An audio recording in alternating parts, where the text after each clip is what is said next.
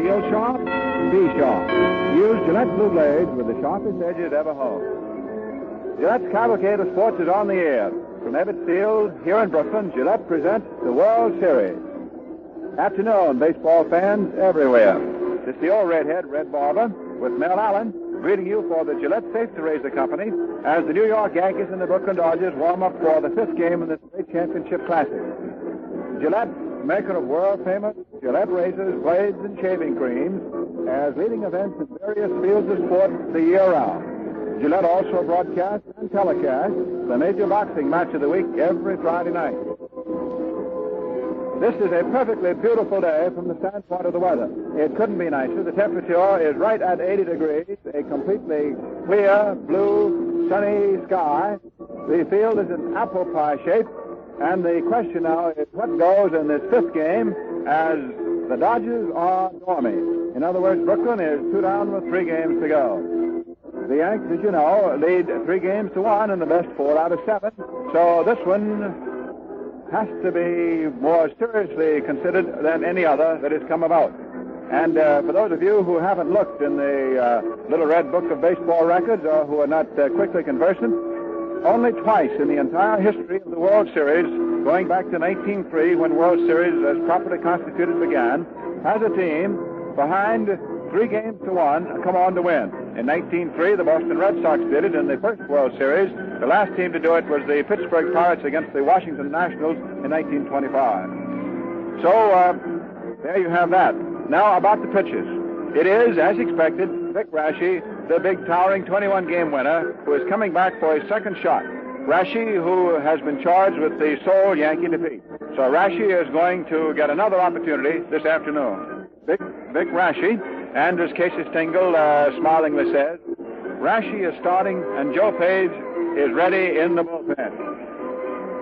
For the Dodgers, it is the unpredictable right-hander Rex Barney, who can be as good as any pitcher and can be as wild as any. You think of the little girl in Longfellow's poem when you think about Barney. And to forecast how he'll pitch, well, you don't know. He can be very, very good, or, in other words, good enough as a no-hitter witnesses for itself 2 years ago. And Barney, of course, in the 1947 series, threw a very hard ball, was quite wild. And some of the big moments came in some of his strikeouts, especially one of DiMaggio with the bases loaded. In fact, he did that twice. So it is Barney going for Brooklyn. This is his first appearance in this World Series. He was in the bullpen 2 days, but he never threw in the bullpen at all. So as far as rest is concerned, he's completely rested. Manager Schotten, before definitely coming down to Barney, had a little talk with Preacher O and wanted to know if by any chance the thin left-hander who pitched the 1-0 win in Game 2 thought that he should attempt this one today. And Rowe said no, he didn't think he had enough rest. Rowe, during the regular season, never pitched with less than 5 days rest, sometimes 7. He's quite slender of physique and quite frail. But, said Mr. Rowe, and he doesn't bat an eyelash, I'll pitch tomorrow. The lineups will be no surprise to you, I don't think. The teams are shaken down. So here they are. For the Yankees, as they go into Game 5, it is Rizzuto again leading off and playing a magnificent game at shortstop. Tommy Henrik, living up to every letter in the phrase that has been lovingly bestowed upon him in recent years, old reliable. Tommy Henrik at first base. Yogi Berra is catching. He says his hand is even sore than it has been, but he wouldn't get out of there unless 6 wild horses yanked him away from the plate. And I don't see any horses in the ballpark today. There's no room for anybody but ticket holders. Joe DiMaggio, and he, of course, is one of the most heartwarming stories in the series. One of baseball's all-time great players who has been plagued this year. First with that sore heel, and then virus pneumonia that bedded him. Yet he was able to come off of his crutches at one time and spark-plugged the Yankees to a win against the Red Sox when they needed it, then came out of a hospital and spark-plugged the Yankees in their last 2 games, which got them into the series. And DiMaggio so far has had 1 scratch single. He has struck out 5 times. He has fallen down twice in center field. DiMaggio in center. Perhaps the human interest story that's been most overlooked. This great ball player who is not having a great series. Now we have Tommy Brown, who was the batter yesterday with a double and a triple, knocked in 3 runs, the winning runs. Brown at third. Woodling is in left field for New York. Mapes is in right field. His double sliced in the left field corner. Got in the first couple of Yankee runs and got them started yesterday as they won 6-4. Coleman, who's played a fine game at second base. And Vic Raschi coming back for his second start. Now for the Dodgers, the batting order again goes with captain and shortstop Pee Wee Reese leading off. With a right-hander going for New York, manager Shotton goes to his left-hand hitters, which means third baseman Johnny Jorgensen is hitting number 2. Jorgensen at third, batting second. Snyder in center field, batting third. Robinson at second base, hitting fourth. Batting fifth and in right field is Gene Hermansky. Carl Perello is still out with that injured right groin. He just can't go. Hodges at first base is hitting sixth. Marvin Rackley, who came out of the second game of the World Series at the stadium, if you'll recall, with a pulled muscle in his back, is a surprise nomination. Manager Shotton at noon, or an hour and 50 minutes ago, here in New York, thought that Olmo would be a starting left fielder. But Rackley apparently told him that he was all right, and manager Shotton has changed and is going with Rackley in left field. Roy Campanella is catching. And Campanella, yesterday, I think impressed every baseball man in this ballpark with the fineness of his receivership. His throwing, the fact that he was in there digging pitches out of the dirt, that he was taking them out of the air, just about all that you could ask a catcher to do, he did. Campanella catching, and Rex Barney is the pitcher. And for the umpires, we will have the working rotation that we had in Game 1 of the series when it opened at the stadium. That means that Big Cal Hubbard will be back of home plate of the American League staff. Beans Ridden of the National League staff will be at first. Ridden is making this series his swan song. He's been in the major leagues 24 years. His health has not been too good. He was out several times during the pennant campaign with illness. He is quite light, about 15 pounds off weight, and he figures that he's going back to his adopted state of California and call it a day as far as umpiring goes as soon as this series is over. He's had a great career, and everyone in baseball is deeply indebted to a man who has given so much of himself with such honor and such judicial demean. Art Passarella, hustling young umpire of the American League, will be at second. Lou Jordan, a veteran, will be at third base from the National League staff. In the left field corner will be George Barr in the right of the National League, and in the right field corner will be Ed Hurley of the American League. But I repeat again that the weather is ideal. You could not have a finer day for a baseball game. It is just hot enough, and yet it is not too hot. And we'll have to keep a close eye on the official timepiece, our Longines watch, to be sure that this ball game does not get underway before the New York State Sunday law, which says that no athletic event, baseball or otherwise, can begin before 2 o'clock. In fact, with the 1916 Brooklyn Dodger team here as guests of President Branch Rickey of the Brooklyn Ball Club, there's been a great deal of talk in which these players used to remark that back in 1916 there were no Sunday games that they played while the team was at home. The late mayor of New York, when he was in the House of Representatives at Albany, New York, Jimmy Walker, was the father of the Sunday sports law. He got the law through, and the law stipulated that no sporting event could begin on Sunday afternoons in the state of New York before 2 o'clock. Therefore, all Sunday games are advertised at 2:05. And now, as the umpires walk up to home plate, manager Stengel comes out with the Yankee batting order, Captain Reese comes up with the Brooklyn batting order. Here is an important message to every one of you veterans listening in to the World Series broadcast today. To you veterans, if you have held National Service Life Insurance for 3 months or more on a policy taken out before the end of 1947, that's on a policy taken out before the end of 1947, you are eligible for a special dividend. The amounts will vary, but many veterans will receive as much as $300. Obtain your application from any post office. Fill it out and mail it promptly to the Veterans Administration.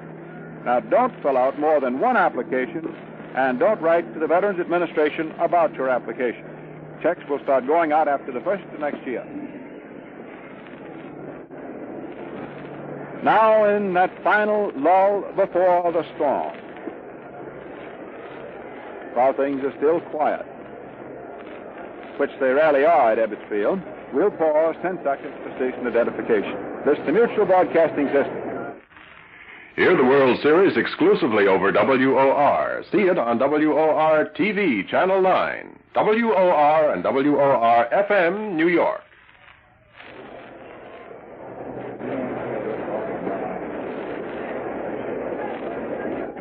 The meeting at home plate, 6 gentlemen in their blue serges, and 2 in what is called in the trade monkey suits.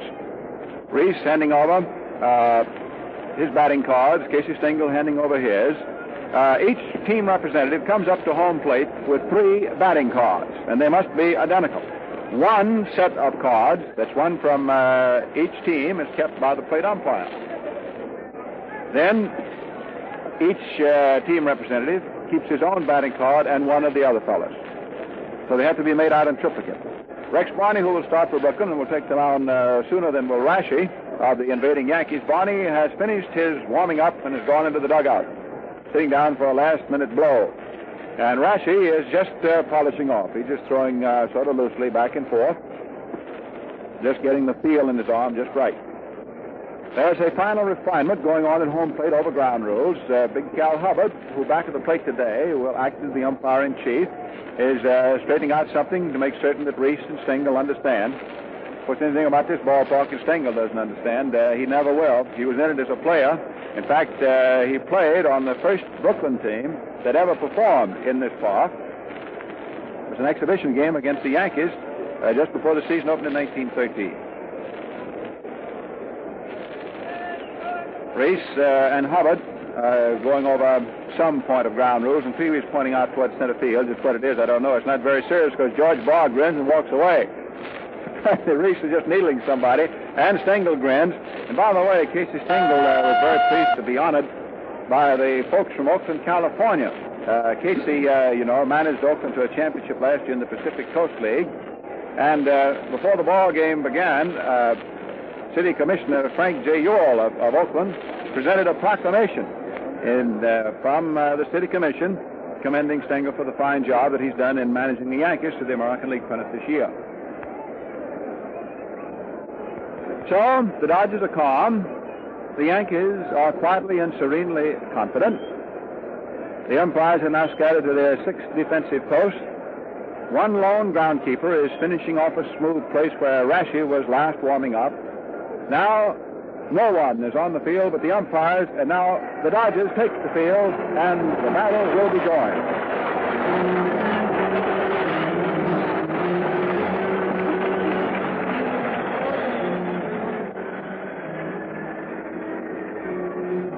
So Brooklyn goes to the field. Manager Shatton told his ball club, reminded them that they did everything the hard way all season long, that in important series after important series, especially with the Cardinals, the Dodgers would inevitably lose the opening game of the series, then have to come back to take the next 2 to keep going. And Casey Stengel, of course, doesn't have to say anything. He just starts Rashi, and the ball game plays. Now, in a moment, we'll have the national anthem. It's a minute after 2 o'clock. The announcement is made that Miss Gladys Gooding will play and sing the Star Spangled Banner.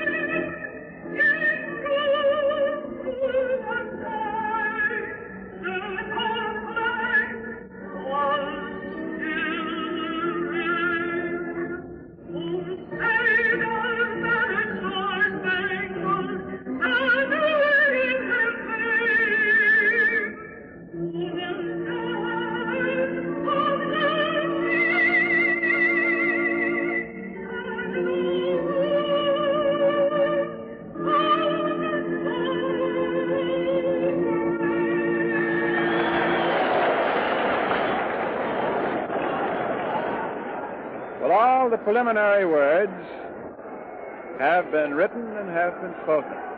It is now a time for the actual playing performances on the playing field and the play-by-play words of Mel Allen as we send you Game 5.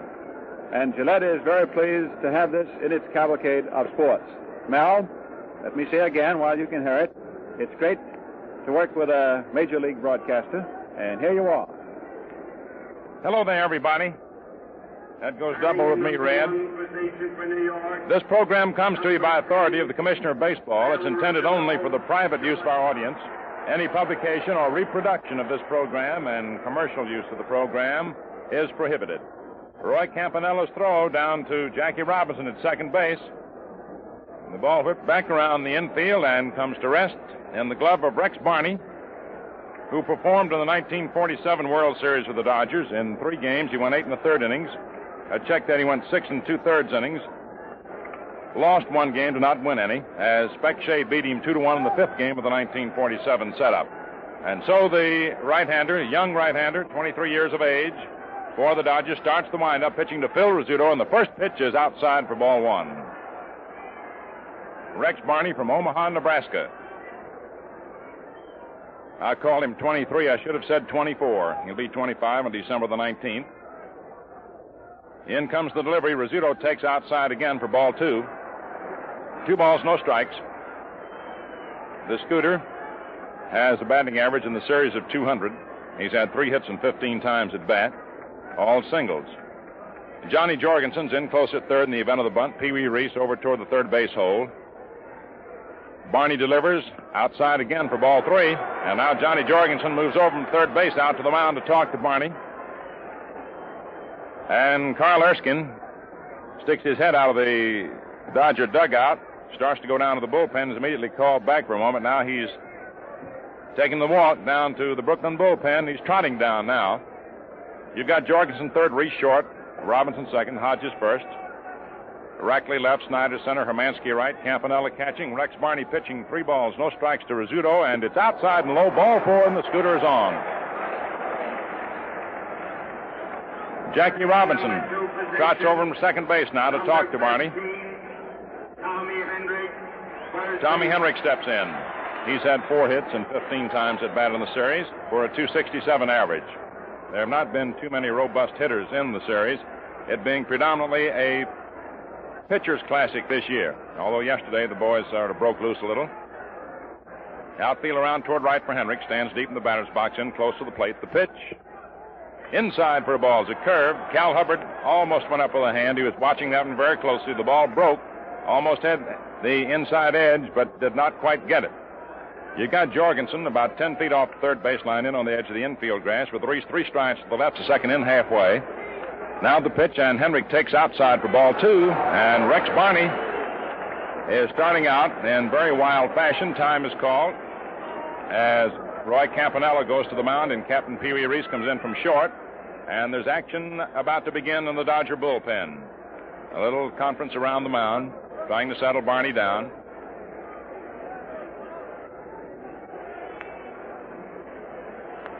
Reese goes back to short.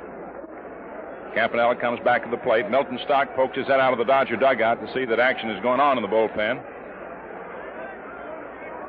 Rex Barney all set to pitch 2-0 to Tommy Henrik. Here it is, and it's in there for a call strike. A throw down to first. Rizzuto back. That's the first strike that Barney's gotten in 7 pitches. Jack Banta, a right-hander, throwing the bullpen. 2-1 the count on Henrik. Jorgensen is backed up from the edge of the infield grass, not looking for the bunt. Barney ready, throws. Henrik takes low, ball 3, 3-1. The outfield around toward right. Jackie Robinson's halfway between first and second, and about 3 steps in from the edge of the outfield grass, with Gil Hodges holding against Rizzuto. Henrik has a look at Frank Rossetti, coaching at third for any sign. Bill Dickey coaching at first. Rizzuto might be off and running with this pitch in the event Casey decides to put on the hit and run. There goes Phil. The pitch is low inside, ball 4. Henrik walks. Rizzuto holds up, eases into second. And now coming up is Yogi Berra. Berra has had 1 out of 11 in the series in the 3 games in which he's participated. And thus you have almost a reproduction of the first inning of yesterday with the first two Yankees getting on base. Only on yesterday, they were on first and third. Rizzuto moving to third on Henrik's single. And then came the play on which Berra hit into the unusual double play that retired Rizzuto, who was on third, and Henrik, who had rounded second.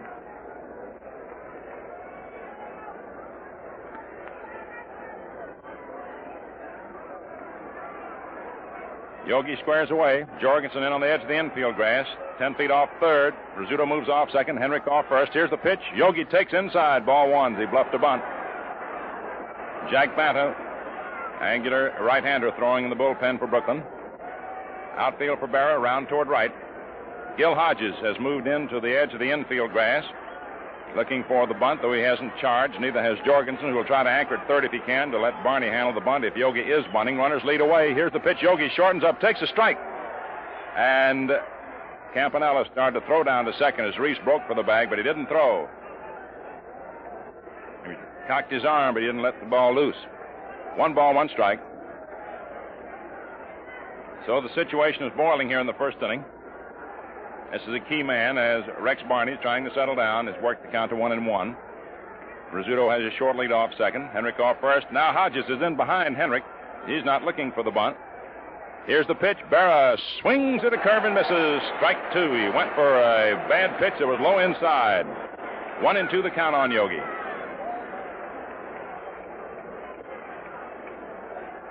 Rex Barney, who walked the first two men, Rizzuto and Henrik's, now ahead of the next man, Berra, the count of 1-2. And, of course, Hodges is halfway back at first now, definitely not looking for any bunt. 2 strikes on the batter. Reese halfway at short, 3 strikes to the left of the bag. The stretch, the pitch, swung on, grounded foul down behind the bag at first, in behind Bill Dickey and into the Dodger bullpen. The ball retrieved along the right field line by the alternate umpire, Ed Hurley of the American League. George Barr, the National League station down the left field line. You've got Rackley in left, Snyder in center, Hermansky in right. That's the Dodger outfield today. They're playing Berra to pull. Barney gets his sign from Campanella. Now he takes his stretch. Rizzuto has his lead off second, Henrik off first. Here's the pitch, and Berra takes low into the dirt, and the ball is nicely blocked by Campanella. Keep it from being a wild pitch, and the count is 2-2. Barney has a world of stuff, but he, like the Yankees' Tommy Byrne, will have difficulty controlling it.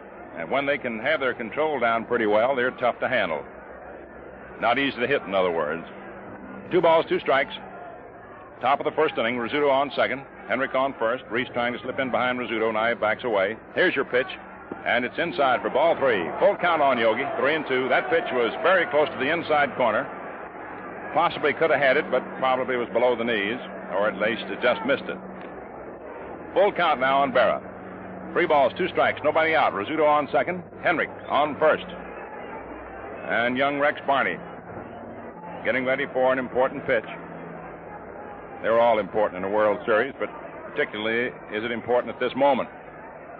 There's Reese as it going down to second, trying to pick off play, and the ball's off for Reese's glove, and he stumbles over the umpire, Passarella, and going to third is Rizzuto on to second, Henrik, and the ball is relayed into the plate by center fielder Duke Snyder on a peculiar play. As they attempted the pickoff, Barney whirled through to Reese. Rizzuto was getting back to the bag. The ball was high. Reese went up for the ball, and as he twisted around, Art Passarella, the umpire, is there to call the play, and Reese tumbled over him and could not get up off the ground, and there was the shortstop of the Dodgers and Art Passarella both on the ground, and the Snyder racing in to back up and keep Rizzuto from scoring. So it is an error charged to Barney on the throw, enabling Rizzuto to go to third and Henrik to second. So you have runners on second and third, 3-2 on Berra, and now Barney will take the full windup. Around comes the right arm, the pitch, and Berra swings and grounds it foul off to the right of the plate. The ball skips up into the box just to the right of the commissioner's box. Souvenir for a World Series fan. Full count then on Berra. Barney trying to help himself out of the jam with that pickoff play, but it didn't work and resulted in an error charged to him, putting 2 men in scoring position, nobody down. And the 3-2 pitch on its way, and Berra swings and misses. Strike 3.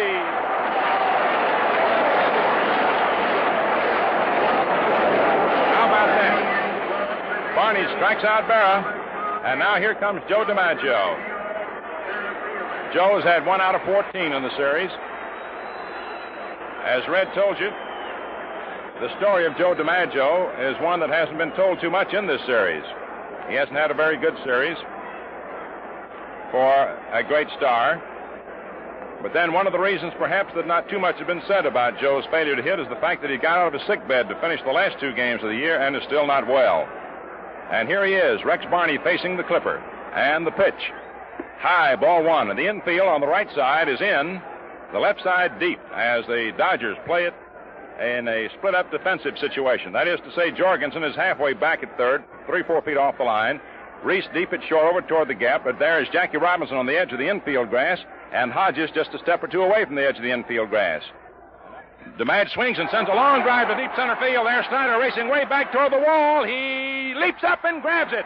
Tagging up and scoring after the catch is Rizzuto, and racing to third after the catch is Henrik, as Duke Snyder leaped up against the deep center field wall to 393-foot sign to haul in the drive.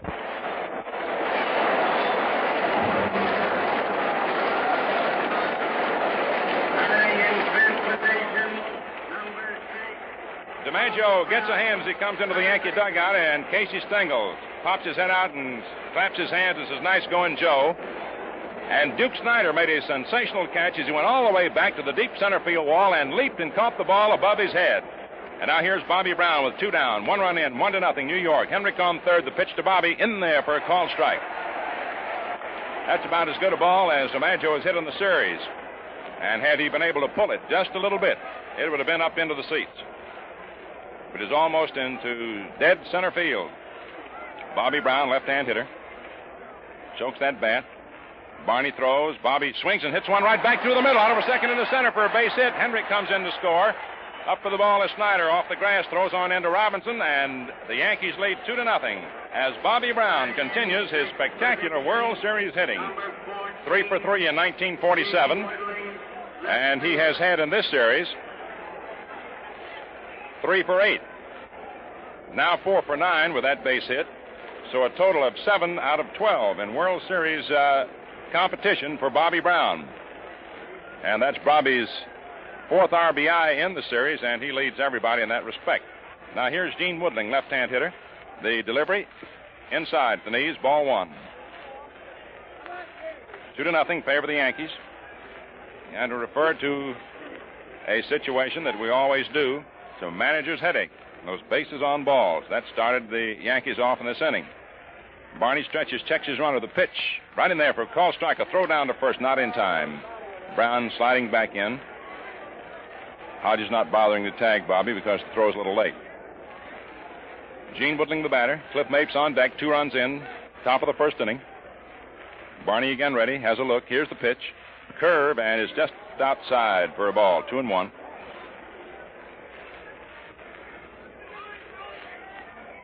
Banta still continuing to limber up in the bullpen, not throwing too hard now. He's almost ready in the event he's needed. Barney seems to be settling down a bit. There's a quick throw to first. Back in time is Bobby Brown. Quick move over. When I said Barney seems to be settling down a bit, I mean insofar as his wildness is concerned. The right-hander throws. The pitch is swung on, foul tip, skips off the mid of Campanella into the chest protector in behind it of Cal Hubbard. You know, in the American League, the umpires wear the chest protector outside their jacket. In the National League, inside. Cal Hubbard working his second turn behind the plate in this series. He opened it up at the stadium. 2 balls, 2 strikes, 2 outs, 2 in. 2-0 New York, top of the first inning. Outfield around toward right for Woodling. Stands in close to the plate. Barney throws. The pitch is inside. Ball 3, 3-2. Roy Campanella, who has caught a beautiful series, taking his time for returning that ball to Barney. The Yankees have all remarked about what a swell backstop Campanella is. How swell he can throw and how he keeps all the base runners on their toes. And sometimes on their stomachs. The pitch is inside as Brown was running on the 3-2 pitch with 2 outs. It's ball 4. Woodling walks. Third pass given up in this inning by Barney. And now coming to bat is Cliff Mapes. Mapes, who's had 1 out of 7 in the series. left-hand hitter.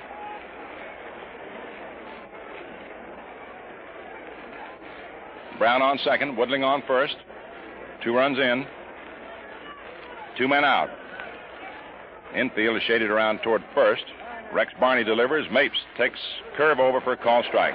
Came in with a fastball motion and delivered a slow curve with it. Jorgensen, the third baseman, is halfway back, 6-8 feet off the line. Reese over towards second.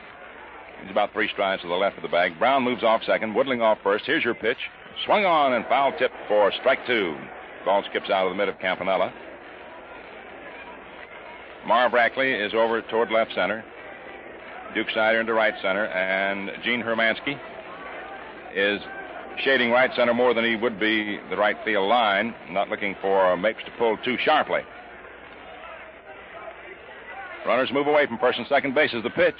And it's inside to Mapes. Right around the letters for ball 1. 1-2.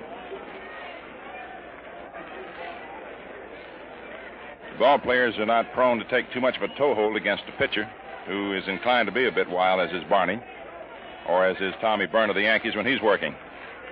The 1-2 pitch. It's just outside for ball 2. Curve. Mighty close. Barney figured he might have had the strike on that one. 2 balls, 2 strikes, 2 outs, 2 in, 2 on. Rex walks around the mound. Now he comes back on. Campanella gives him the sign, then sets up the target. Brown moves off second, Woodling off first. Hodges very deep at first. The stretch, the pitch. Swung on, it's a high foul going out of play to the left of the plate and out of the ballpark. The wind seems to be blowing from right out toward left. So that at the present time, any ball hit up into the air in the direction of left field would be aided by the wind. Held up, hit out into right field to some extent. Once again, Barney set, checks his 2 runners, leading off first and second. The pitch, curve, and it's inside for ball 3. 3-2. The 2 pitches that Barney has delivered, 2 of the pitches that Barney has delivered to Mapes have been very close. Full count. 3 balls, 2 strikes, 2 outs. Reese came in a few steps, hollered something to Barney. Brown on second, Woodling on first. Will be off and running with this pitch. There being 2 down and 3-2 on the hitter. Stretched by Barney. Now go the runners. The pitch is strike 3. Called a curve that broke over. For the Yankees then, 2 runs. 1 hit. No errors for the Dodgers. 2 Yankees left on. 1 error for the Dodgers as we double-checked. That was on Barney's attempted pickoff at second when he threw the ball over Reese's head. 2 runs, 1 hit, 1 error, and 2 men left on. And the score at the end of the first half of the first inning, Yankees 2, Dodgers nothing. Draw your chairs up close, fans, while I put you next to the hottest razor buy you ever heard about. It's the sensational Gillette Super Speed razor set that's keeping clerks on the hop and sales zooming in stores all over the country. A, you get a fine precision-made Gillette one-piece razor that changes blades instantly and skims off whiskers easy as pie. B, you get a handy Gillette dispenser holding 10 factory-sharp Gillette blue blades with the longest-lasting edges ever produced. C, you get a handsome modern styrene travel case that's an eye-opener for convenience and serviceability. Yes, and get this. All 3, razor, dispenser, and styrene case, a big $1.75 value, are yours for just $1. Better hurry. Retail stocks are getting low. Ask for the World Series special, the modern Gillette Super Speed razor set, at your nearest store soon. Quick.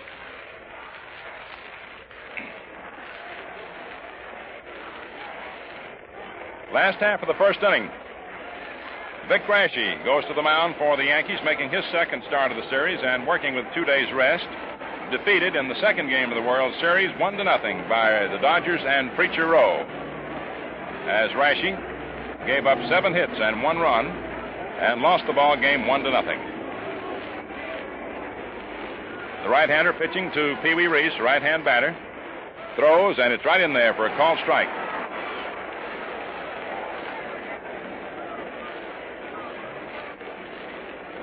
The official scorer has informed us that both runs for the Yankees were earned in the first inning. Here's a pitch, swung on, hit sharply to short. One hop. Rizzuto grabs it, throws over to Henrik in time, and there's one away. Reese swung at a curveball, hit it solidly, but right at Rizzuto on one hop, and Phil retired him. Johnny Jorgensen steps in now. Reese had 4 hits and 14 times at bat in the series for a .286 average. Johnny Jorgensen, in 3 games, has had 2 out of 8. Left-hand hitter, Rashi delivers. Fastball in there for a call strike. Bobby Brown's in close at third. Rizzuto's over toward second base, about 2 strides to the left of the bag as we look out onto the field. Jerry Coleman halfway between first and second, back on the edge of the outfield grass, and Henrik near the line. Vic Rashi getting his sign now. Taking a little time. Now he goes to work, into the windup. Round comes the right arm. The pitch is swung on, a grounder, hit the third. Bobby Brown is left up with it. Fires across to Henrik in time, and they're 2 away. 2 up and 2 down. And now here's Duke Snider. The Duke, one of the hitting disappointments in the series for the Dodgers. He's had for 1 hit and 16 times at bat. But still a fellow that Bert Schotten's got all the confidence in the world in, and rightfully so, because when he connects, he can send them. Vic Rashi's first pitch to the Duke, left-hand hitter. In there for a call strike, slow curve, broke over just below the shoulders. Snyder is the kind of a guy who can break up a ball game for you at any given moment. Robinson is on deck. Here's your pitch. Outside, ball 1, 1-1. They play the Duke around toward right. Brown's in fairly close at third, giving the bag about a 10-foot berth. Rizzuto about a stride to the left of second. The 1-1 pitch on its way. The left-hand batter cuts and misses at a curve that broke off into the dirt and skipped in behind Berra. 1-2 the count. Duke a little over anxious.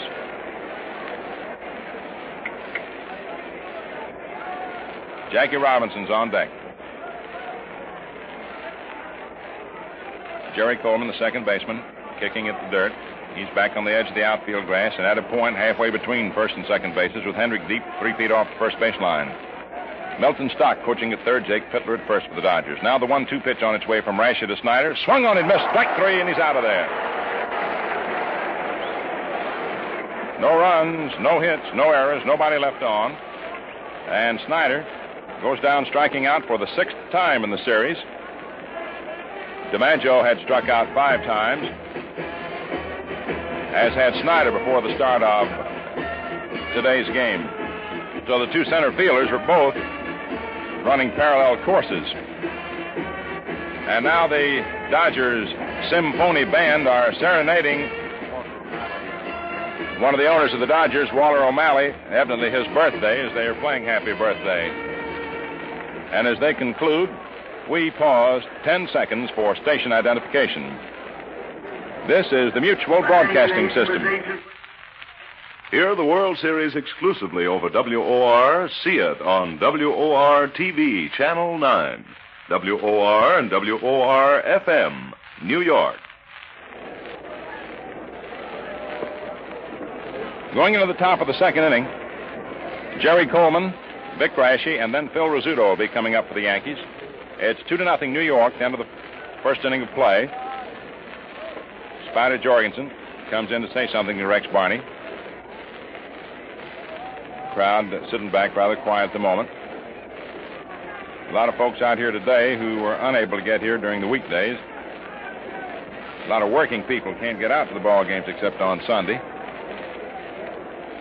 Notice Lou Boudreau, skipper of the Indians, who won last year out here. There's a pitch right in there for a call strike as Barney cut loose with a fastball right over. Jerry Coleman, right-hand hitter. He's had 3 out of 15 in the series and has been playing a fine defensive game. Chokes that bat 3 inches or so in fairly close to the plate. Open stance, knees bent, leans from the waist a bit. Barney throws, fastball swung on, hit high up into the air in the short left. Reese goes out, waves Rackley off, Pee Wee under it, and he makes the catch about 15 feet off the left field line, about 25 feet behind third base. So Coleman pops out to Reese in short left. And now coming up is Vic Rashi.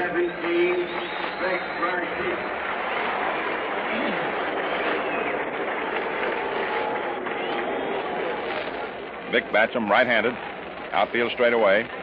Infield shaded round toward third just a bit. And in a normal setup, here's the pitch. Just outside, ball one, fastball. Yanks 2, Dodgers nothing. Second inning. Phil Rizzuto's in the batter's circle.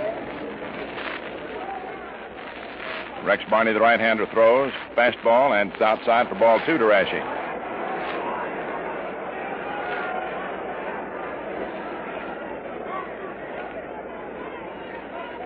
Two nothing count.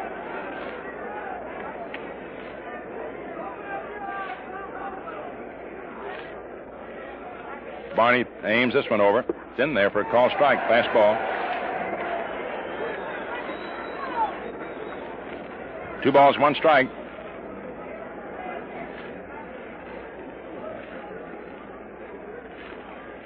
Now the delivery to Vick is inside and a little high, just around the shoulders. 3-1 the count.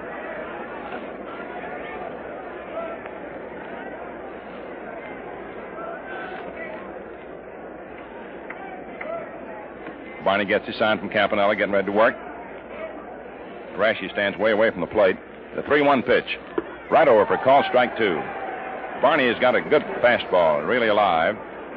I recall 2 years ago in the World Series when Billy Southworth came up here talking to Red and me, and he said, there's a fellow I'd like to have on my ball club. He's got a lot of stuff. Here's your pitch. Strike. No, did he? No, it's ball 4. Hubbard started to go up with a hand, and he indicated as the crowd yells that he was merely pointing down to first base. The only way that we have of determining whether an umpire calls a strike or not is when he goes up with the right hand. And Hubbard did go up with the right hand, but he indicated again after that, that's the reason we called it the third strike, as the crowd yelled, he said, with his gesture, he raised his hand up and pointed to first base. He merely meant for him to go on down. So it was ball 4. That's the 4th walk given up by Barney. Time was called here for a moment. A little conference at the mound. Reese, Robinson, Barney, and Campanella, while Vic Rashi adjusted his windbreaker.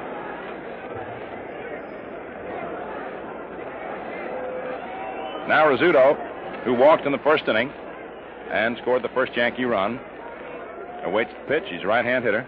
It's on its way, and it's outside. Ball 1.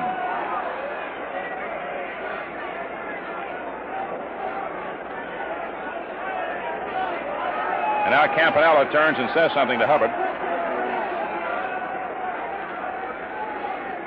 Merely discussing the situation a bit.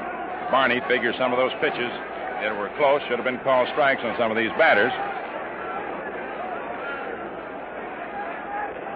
Gil Hodges walked over a few paces from first. Now we're ready to continue. 1 out, 1 on, top of the second inning, 2-0 New York. Barney throws. Rizzuto takes a strike call. Fastball in there.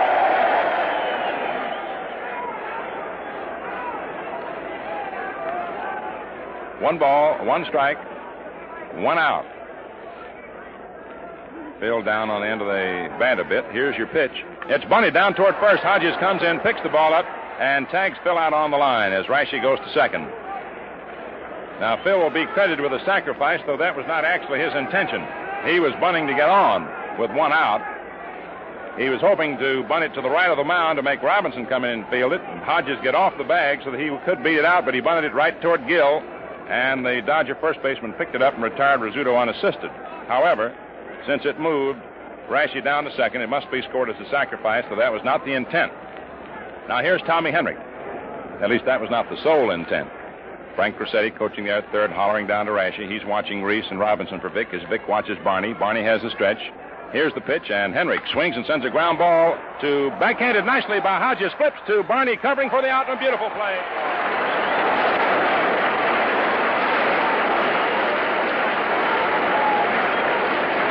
Hodges backhanded that ball, which was hit into the hole between first and second, took a possible base hit away from Henry, flipped to Barney, covering for the out. No runs for New York, no hits, no Dodger errors, 1 left on for the Yankees.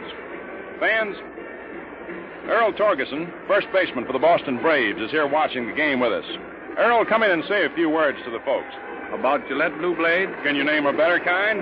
You have me there, Mel. As far as I'm concerned, Gillette Blue Blades are absolutely top. Easy shaving? Not only that, but consistently good. You never find one that scrapes or pulls. Fans buy Gillette Blue Blades, and you'll go along with Earl Torgerson, I'm sure. Earl, have you enjoyed the series thus far? Not very well. I'm too much of a Dodger fan, Mel. That National League. I'm rooting for that National League. Well, I can appreciate that. Rex Barney, you batted against him a lot of times, haven't you? Yeah, he has a world of natural ability. Should be a great pitcher. Well, getting that control down, of course, is his biggest problem, and he seems to be settling down just a little bit. Yeah, I hope he does. Earl, how's your hand? I know you got getting along all right, Mel. It's a little stronger now. It's feeling better. You expect by the time spring training rolls around to be fit and ready again to go with the Boston Braves? I hope so, Mel. Well, much obliged to you, Earl. All right, thank you very much. Earl Torgerson dropping in to visit with us for a little while. And now we're ready for the last half of the second inning. Jackie Robinson leads off for the Dodgers. Robinson's had 2 out of 12 in the series. He'll be followed by Hermansky and Hodges. Vic Brashy, the right hand, into the windup throws. Robinson takes outside for a ball as he bluffed a bunt. Brought Brown charging in from third. Henrik is deep at first, and Jackie looked as if he's going to try to shove one out toward second. Jerry Coleman's only 2 strides to the right of second. Henrik near first, a lot of room in there. Here's your pitch. Swung on, lined right to Coleman as he leaps and grabs it.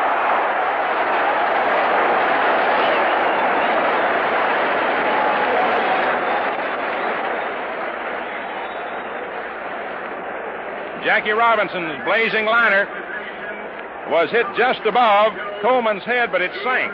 It was a sinking liner and sank off to his left, and Coleman speared it glove-handed for a brilliant play, robbing Jackie Robinson of a base hit. Now here's Gene Hermansky, left-hand hitter. Brashy throws. Gene takes a strike over the outside corner as a fastball. Bobby Brown's in close at third near the line. Rizzuto over toward second base. Coleman halfway between first and second and deep. Henrik deep near the line. The outfield shaded around toward right. 2-0 New York, last half of the second inning. Vic Brashy goes to work. In comes the pitch. Gene Hermansky takes high for a ball, and the count is evened up now at 1-1. Jake Pittler, as usual, walking up and down, coaching there at first.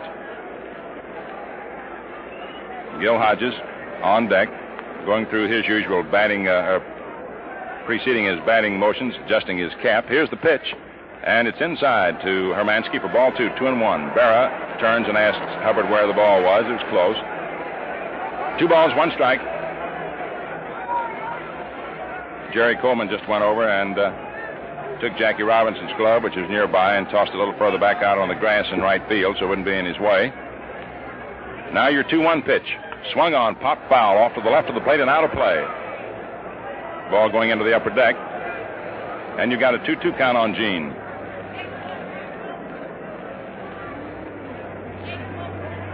Brashy fumbling around with the rosin bag.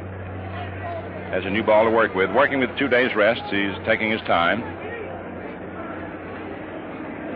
In talking with fellows like Rogers Hornsby, for example, and other old-time baseball greats, they say that pitching with 2 days rest is not so rough, really. The 2-2 pitch.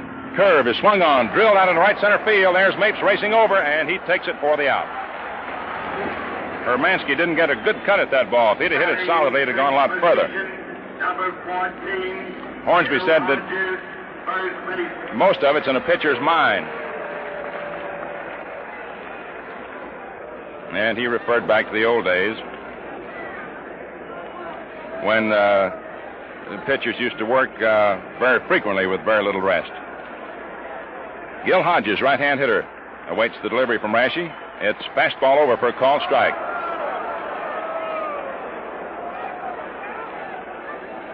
Two to nothing, favor of New York. Last the second inning, 2 down, nobody on. Hodges the batter, Mar Brackley on deck. Outfield toward left. Brashy throws, fastball misses the outside corner this time. The count is evened up at 1-1.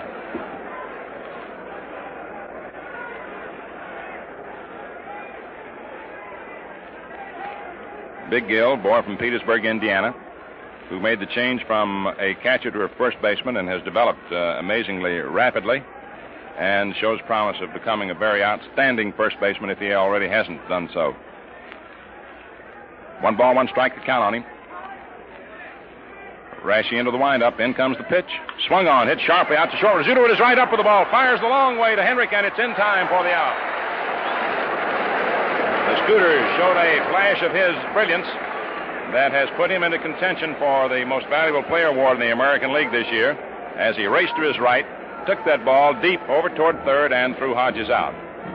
No runs, no hits, no errors, nobody left on, and the score at the end of 2 innings, 2-0 in favor of the Yankees, with the Yankees owning the only hit in the ball game thus far. Now, as we move to the third, the Yanks will come up with Berra, DiMaggio, and Brown. It was good to see Ty Cobb out here and chat with him before the ball game. And he is among the most excited of all the fans here at this World Series. And in a measure, you wouldn't think that there was a fellow who went through World Series and a lot of the roughest and toughest ball games imaginable, a great competitor, and played baseball for so many years, over 20, that you would figure that he'd take all this in stride. But he's one of the most excited fans out here.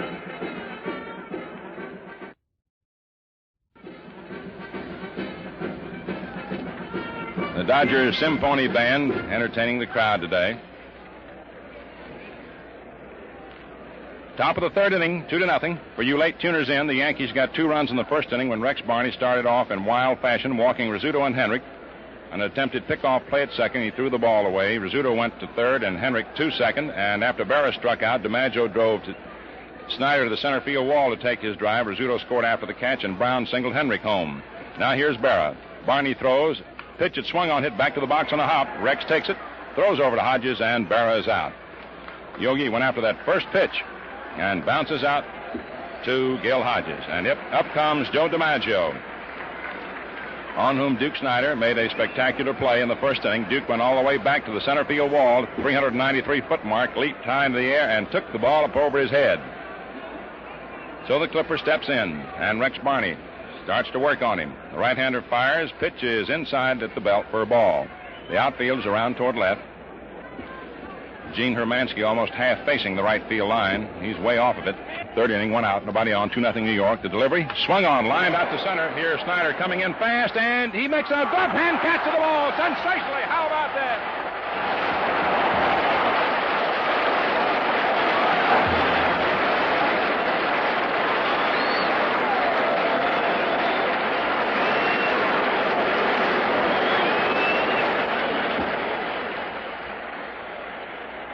Duke Snyder, for the second consecutive time, robs DiMaggio of a base hit as he came racing in from deep center.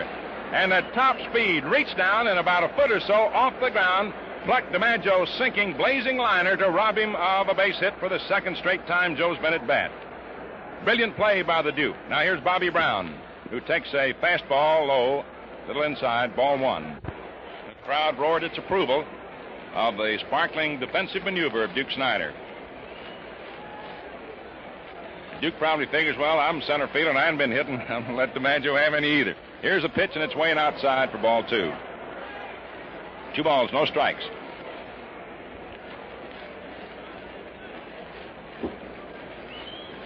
DiMaggio himself remarked, he said, I've got only 1 hit in the series, and that was what we term a bleeder, a little roller he beat out. And he says, you hit a lot of them real hard and real deep, and they're caught. Here's your pitch, inside to Bobby, almost hit him, ball 3. So he concluded, said, this is a funny game after all, isn't it? You can hit him a mile and they'll catch him. And then you can hit one 5 feet and beat him out. Brown singled to center in the first inning to drive in the second Yankee run. It's 2-0 New York, third inning, 2 outs. Rex Barney comes in with his pitch, and it's inside for ball 4, and Brown walks. That's the 5th base on balls given up by Barney. And coming to bat is Gene Woodling. Woodling drew a base on balls in the first inning. Barney walked 10 men in the 47 World Series, and the 6 2/3 innings he pitched. But he had an earned run average of under 3. The right-hander throws right over for a called strike to Woodling. Fastball, got plenty of the inside portion of the plate, belt high. He shaded Woodling around toward right. Infield shaded around toward first. Hodges holding against Brown, 2 down. In the event the Dodgers pull this one out of the fire and stay alive in the series, the scene will shift to Yankee Stadium for tomorrow.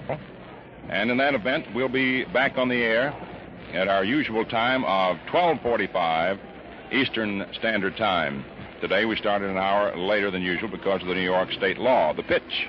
Swung on, hit solidly to Robinson's right and out into the right center. There is Brown rounding second on his way to third. Snyder up with the ball, whips his throw to third, cut off by Reese. Woodling holds first. It's a solid line single to right center field.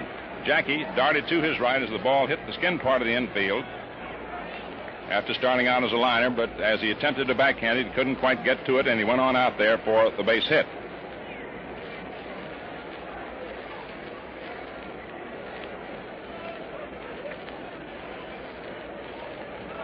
So the Yankees have runners on first and third. That's their second hit off Barney.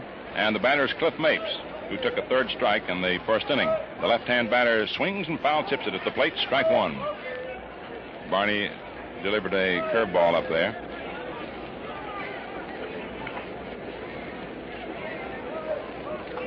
One strike to count. Brown on third.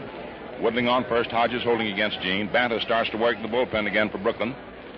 Rex Barney stretches, pitches. Mapes takes outside for a ball. Fastball at off. Frank Rossetti has a look into the dugout. See if Casey Stengel's got anything in particular on his mind. Frank passes the signs along.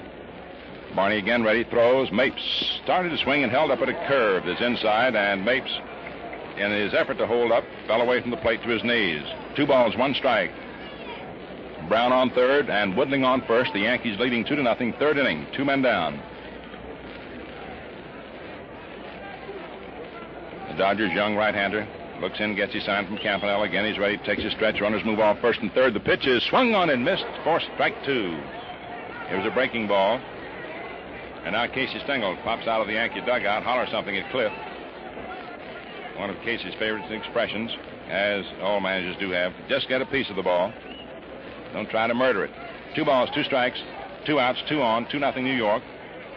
Once again, the runners move away from first and third. The pitch. Mapes swings and fouls it off to the left of the plate. The ball goes back to the screen.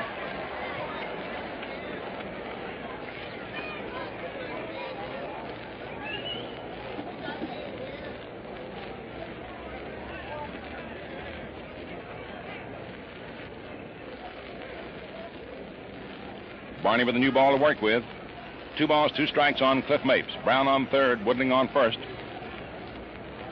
Again, the right-hander has the stretch. Runners move. The pitch. It's low inside for ball 3. Barney looks in as if to say, that was close, and it was.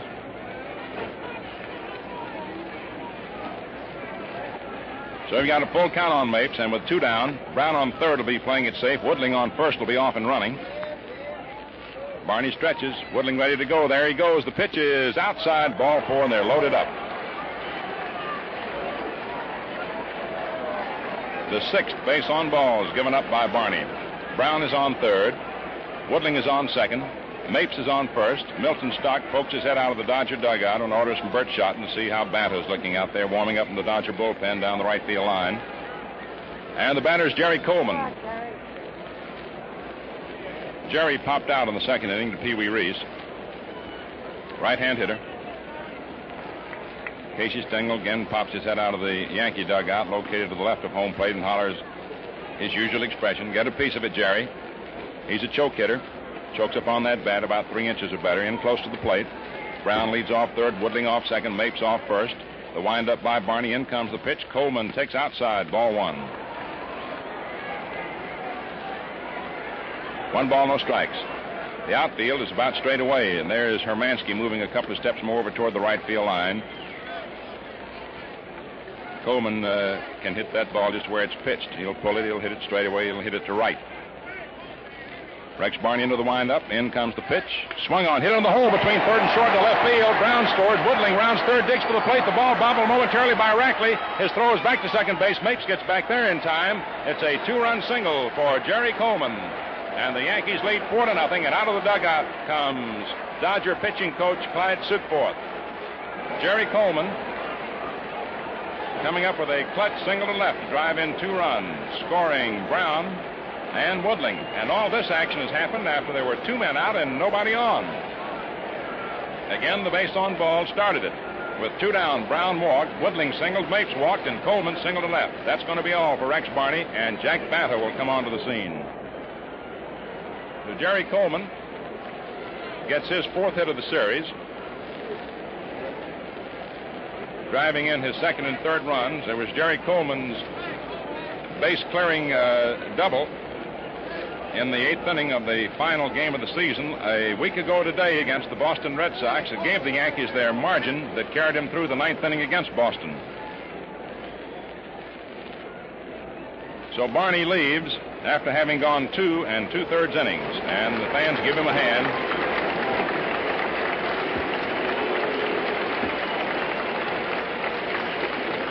He, like Byrne, is tough to hit, but wildness causes the trouble. Barney only allowed 3 hits, but he walked 6. Struck out 2 men. And now Jack Banta comes on. Number 11, Jack Banta.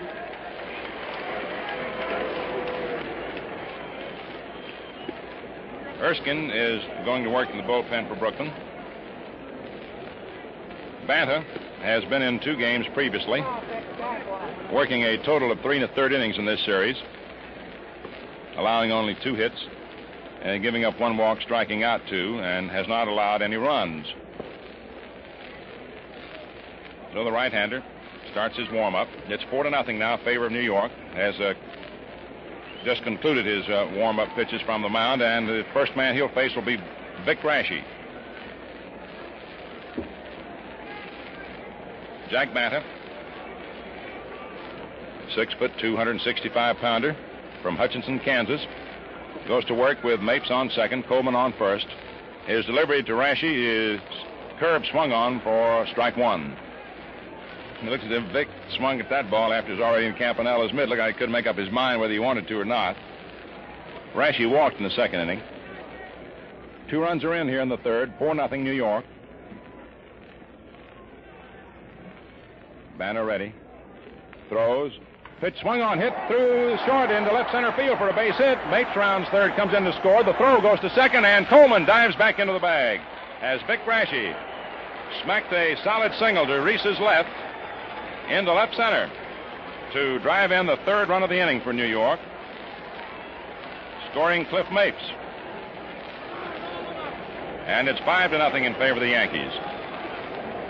And now coming up is Phil Rizzuto as Gil Hodges goes over the mound to talk to Jack.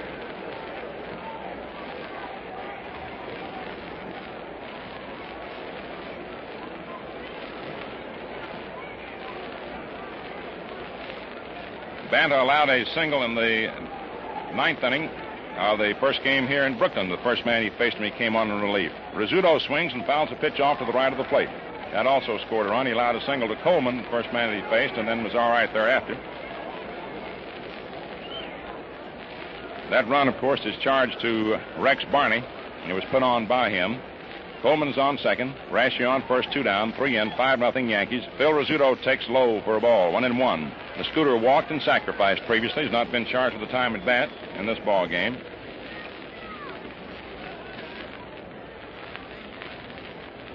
Yankee pitchers have done pretty well helping themselves in the hitting department this series. There's a pitch inside. Rizzuto drops to the ground. Ball 2. 2-1 the count. All the damage done here in the 3rd inning after 2 men were out, nobody on. Brown walked, Woodling singled, Mapes walked to load him up. Coleman singled to drive in 2 out. Went Barney, in came Banta. Raschi greeted him with a single to score Mapes. Coleman's on second, Raschi on first. 2 balls, 1 strike on Rizzuto. The right-hander for the Dodgers stretches, pitches. Rizzuto takes a curve outside for ball 3. 3-1. Carl Erskine continues to limber up in the Dodger bullpen.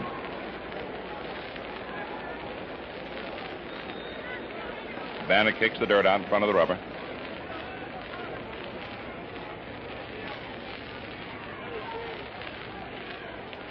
Gets his sign from Roy. Runners lead. Now the pitch, and it's in there for call strike 2. Fastball, got plenty of the inside of the plate and around the letters. So with a full count on Rizzuto, 3 balls, 2 strikes, and with 2 outs, Coleman, who is on second, Raschi, who is on first, will be off and running with the pitch. Coleman and Raschi ready to go. There they go. The pitch swung on as a drive to left center field. Duke Snyder moves over to get under it, and he makes the catch. So 8 men batted for New York. 3 of them scored. 3 hits.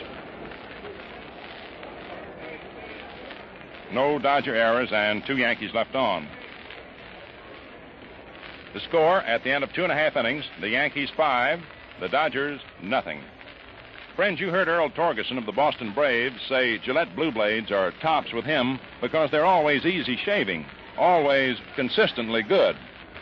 Now, folks, there are many reasons for that, including 71 separate inspections that assure absolutely uniform quality. Basically, however, Gillette Blue Blades are superior because they're infinitely sharper, smoother finished, and longer lasting. In short, they're made of steel that takes an edge and holds it. So they never break down prematurely like ordinary blades that scrape and pull. For extra convenience, at no extra cost, buy Gillette Blue Blades in the Gillette dispenser that zips them out unwrapped. It makes blade changing a cinch. Saves time and bother. You get 20 blades, 40 shaving edges for 98 cents, 10 blades for 49 cents. Look sharp, feel sharp, be sharp. Use Gillette Blue Blades with the sharpest edges ever honed. Vic Raschi taking his time coming out of the Yankee dugout to the mound. He was on the bases. Gives us time to identify ourselves, and so we pause 10 seconds for station identification. This is the Mutual Broadcasting System. World Series exclusively over WOR. See it on WOR TV, Channel 9, WOR and WOR FM, New York.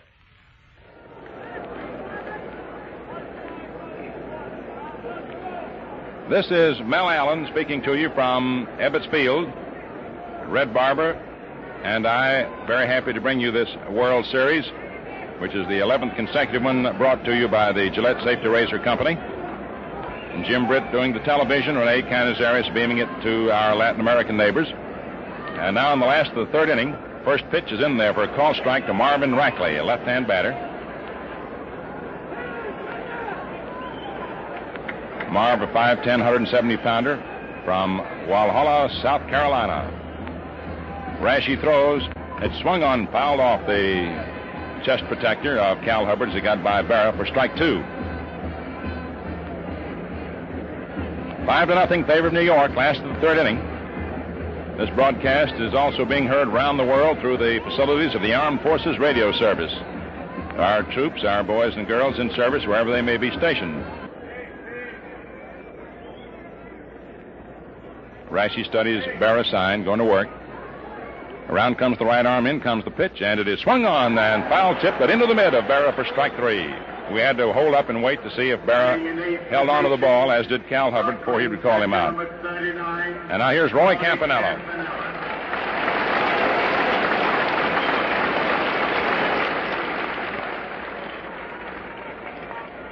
Raschi's second strikeout in this ball game. His 6th in the series. Roy Campanella, right-hand batter.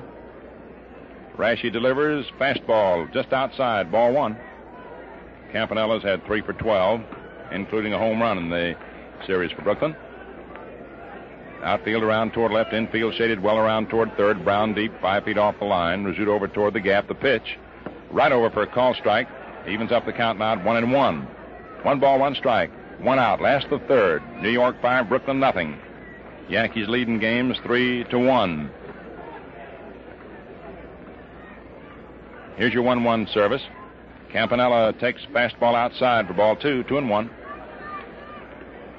In the game that Raschi pitched against the Dodgers at the stadium, second game of the series, he used quite a number of curveballs. He has been featuring primarily fast stuff so far today. Now the 2-1 pitch. Swung on, hit sharply down the third baseline by Brown into the left field corner. Woodling goes over into the corner, chases the ball up with it. Fires to second base. There's Campanella going in. The throw is toward third, and Campanella's on second with a double.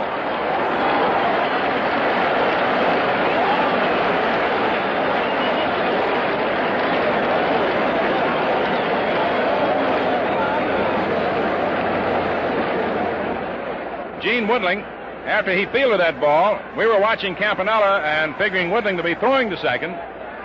But instead, he fired toward third. It caught Brown a little bit off guard, and it got by him, but Barrow was backing up. And it's a double for Campanella, the first hit given up by Rashi. Jack Banta is going to come up to hit for himself.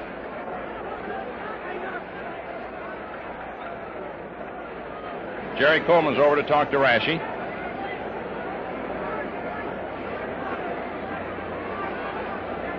That was the fifth Dodger double of this series. Rashi throws to Banta, left-hand hitter. It's in there for a called strike.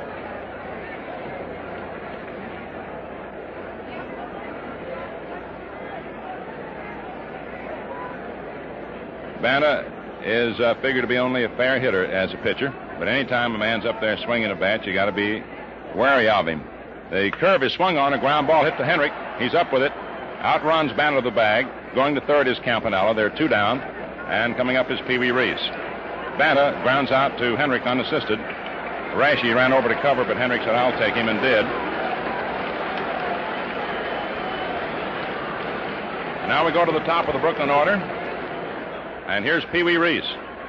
Grounded to Rizzuto in the first inning, hitting a sharp one-hopper to the scooter. Brown moves in close at third. Ready to move in on a top ball. Not necessarily figuring Reese to be bunting with 2 outs, but then you always have to watch every possibility, whether it be the unexpected or not in baseball. Campanella on third, 2 down. Here's the pitch to Reese. Outside, ball 1. Spider Jorgensen on deck. Outfield shaded toward left for Reese. Stands in fairly close to the plate, slightly open stance. Holds the bat down to the end of the handle, pretty much. Rashi starts his windup. Around comes the right arm. In comes the pitch. Strike call, a fastball in there just above the knees. And the count is now even up at 1-1. Reese wants Cal Hubbard to have a look at the ball. And Cal gives a new one to Barra and tosses the one that Rashi just had out of the game. Might have been discolored. Ball players figure it's tough enough to see those pitches coming up there without pitcher throwing one that might have been stained by hitting the grass or being discolored through the rubbing up process or getting into the dirt one way or another. 1 ball, 1 strike, 2 down. Campanella on third, last of the third. 5-0 New York. In comes the pitch. Reese swings, fouls it off to the right of the plate, out of play, way back into the upper deck. And the count is 1-2. This has been just about the warmest day that we've had in the series. A lot of blue upstairs, patches of white. Maybe some clouds just in behind us where the sun is because it's not out too strongly at the moment. And as we speak, it fades away almost altogether. Here's your pitch, swung on, a ground ball hit in the hole between first and second out of right field for a base hit.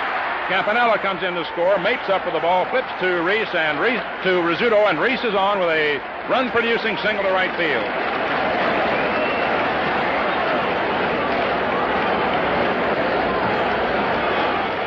So the Pee Wee came through in the clutch. He's one of your great money ball players, getting his 5th hit of the series and driving in his 2nd run. Hit the ball to the opposite field, on the ground, in between first and second, where the Yankees were least expecting them to hit. It's now a 5-1 ball game, and here is Spider Jorgensen, left-hand hitter up, the stretch by Rashi. The pitch, swung on, it's a high pop-up out back of second. Rizzuto is under the ball, waiting for it to come down. Reese running, and Phil makes the catch for the out to end the inning. 1 run for Brooklyn, 2 hits, no Yankee errors, 1 left on for the Dodgers, and the score at the end of 3 innings. And the totals, the Yankees 5 runs, 4 hits, no errors, 5 left on. Brooklyn 1 run, 2 hits, 1 error, and 1 man left on. Red? Yes, Mel? In all the years that you've been watching that great guy, great performer, Pee Wee Reese, I guess you've seen him come through in the clutch many a time. Well, Reese and Rizzuto have had shortstop given us all that you'd ever expect to see in the World Series at that position. And both also have been very well up at the plate, and they have run bases very well. Frank Frisch, last evening I happened to bump into him, And, of course, he's been an infielder himself and managed ball clubs, played in more World Series games than anybody else. And his eye has been taken. Of course, he admits to being an old broken-down infielder now. He watches infielders first. But he was talking about the work of Rizzuto and Reese. And I think, actually, that few fans appreciate either one as much as they should, because neither Rizzuto nor Reese have any eccentricities. They try and make everything look easy. They place very smoothly. In fact, as Bert Shotton says, if Reese should apply it to both, they are ringers, Mel. In other words, they're pros. That's right. As we go to the fourth inning, Yankees 5, Dodgers 1. Tommy Henrich, Yogi Berra, and Joe DiMaggio are coming up for New York. Jack Banta, right-hander, throws to Henrich. Curve inside, ball one. For you late tuners in, Rex Barney was the starting pitcher for Brooklyn. Went 2 2/3 innings, gave up 3 hits, and was out of there. In comes the pitch now. Swung on and missed by Henrich as he went all the way on that one. All the runs that the Yankees have scored are charged to Barney. Banta throws, change up, and it's outside. Ball 2, 2-1. Outfield swung way around toward right for Henrich. Jorgensen about a dozen feet off the third base line. 4 steps away from the edge of the infield grass. Reese about 3 strides to the left of second. Here's your pitch. Swung on by Henrich. A ground ball hit to Robinson. Going to his right, up with it. Throws over to Hodges. Henrich is out. Tommy Henrich grounding out. Robinson to Hodges, second to first. Here's Yogi Berra. The St. Louis lad struck out in the first inning. Bounced out to the pitcher in the third. Yogi bemoans the fates that cost him an injury on his left thumb. There's a pitch that's outside for a ball. And he remarked that he was sorry that his thumb hurt him so, because he's had a lot of good pitches to hit, but hadn't been able to swing hard on him, he said. Banta delivers. Yogi takes inside, a little low, ball 2. 2 balls, no strikes. 1 out. Fourth inning. Yankees 5, Dodgers 1. Outfield, infield set up. Same for Berra as for Henrich. Right-hander Jack Banta comes in with a pitch that's outside, the curveball. 3-0 the count.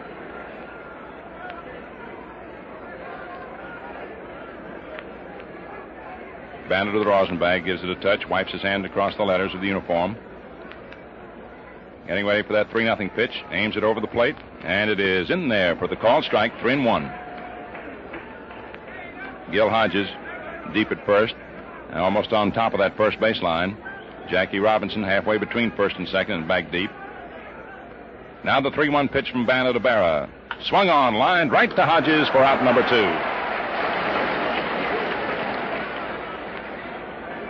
2 up and 2 away, and here's Joe DiMaggio, who twice has been the victim of spectacular catches by center fielder Duke Snyder. In the first inning, Duke went to the wall in straight center field, deep center field, the 393-foot sign, leaped and caught DiMaggio's drive over his head. Here's your delivery. Inside to Joe for a ball. The last time that DiMaggio was up, he drilled a smart liner into center, and Snyder came running in at top speed and gloved it about a foot off the ground. Banta throws. DiMaggio takes low outside for ball 2. 2 balls, no strikes, 2 outs, fourth inning. New York 5, Brooklyn 1. Bobby Brown on deck. Outfield is swung around toward left. Infield shaded well around toward third. Joe with that classic stance of his, bat cocked up off his right shoulder. On the next pitch, swings and sends a long drive. It stays fair. It'll go all the way. It is going. It is going. It is gone.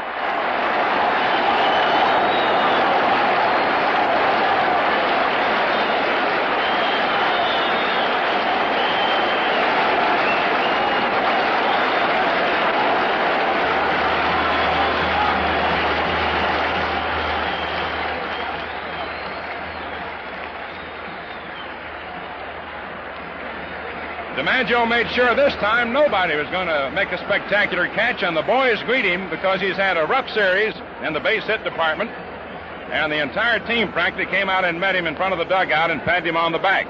Here's Bobby Brown. Strike 1 call over the inside corner. Joe made sure that this time nobody was going to rob him. Hit a high towering drive into the lower left field seats. that just did go into the right of the foul pole as that ball was hooking. Now the pitch to Brown. Strike 2 call over the inside corner. The ball cleared the 348-foot mark. And yet he was out when he drove one nearly 400 feet, 393 feet to be exact, in straightaway center. That's DiMaggio's 6th World Series homer.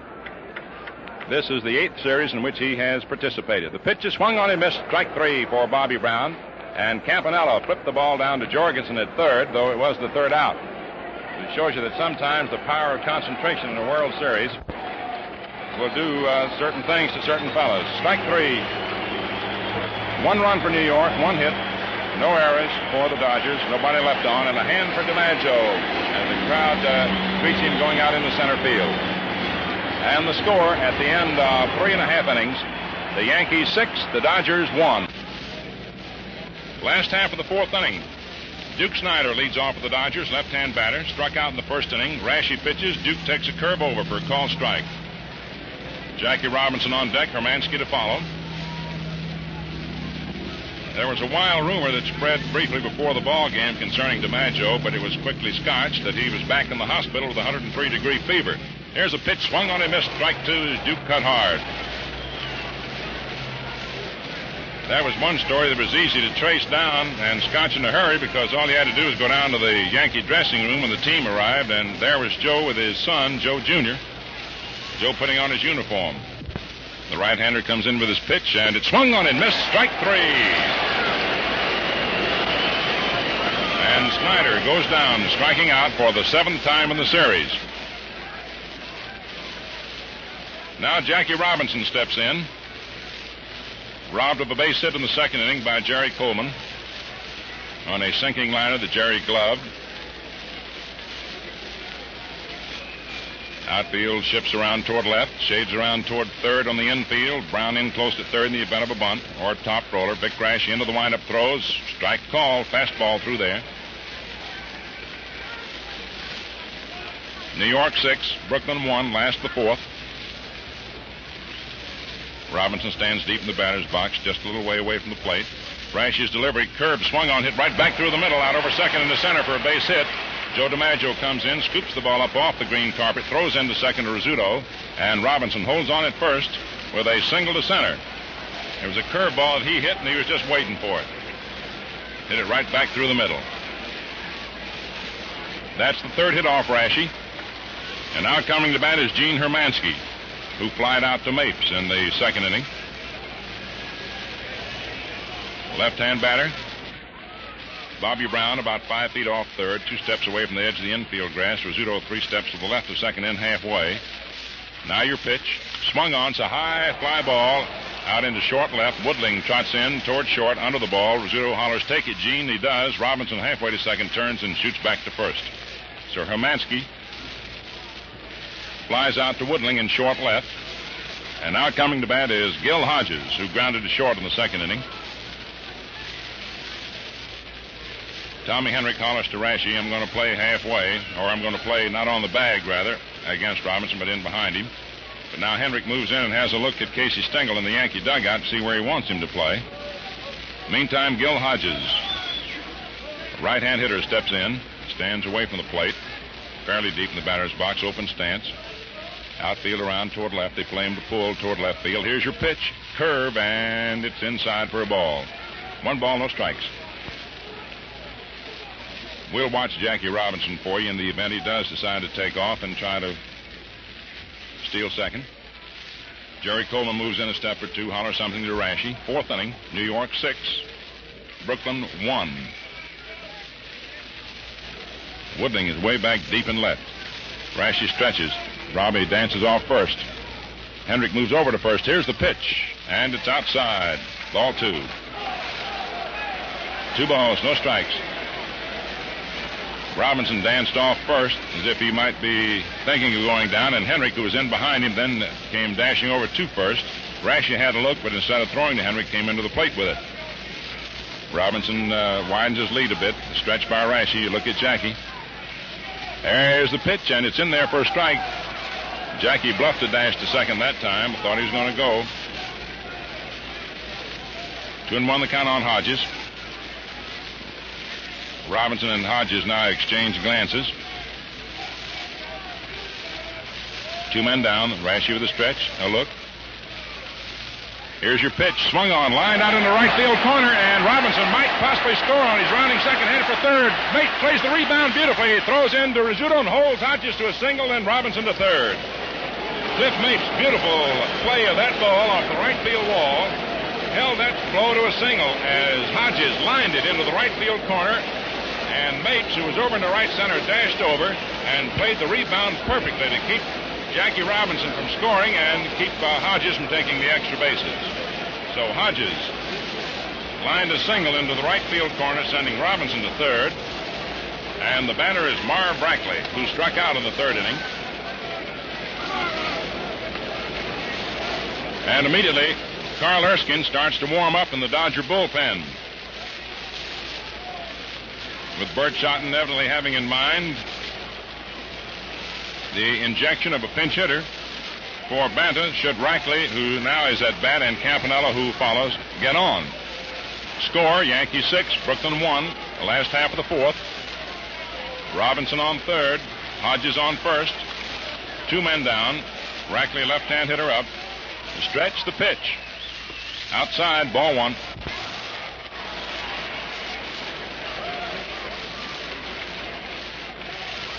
There's nobody warming up in the Yankee bullpen.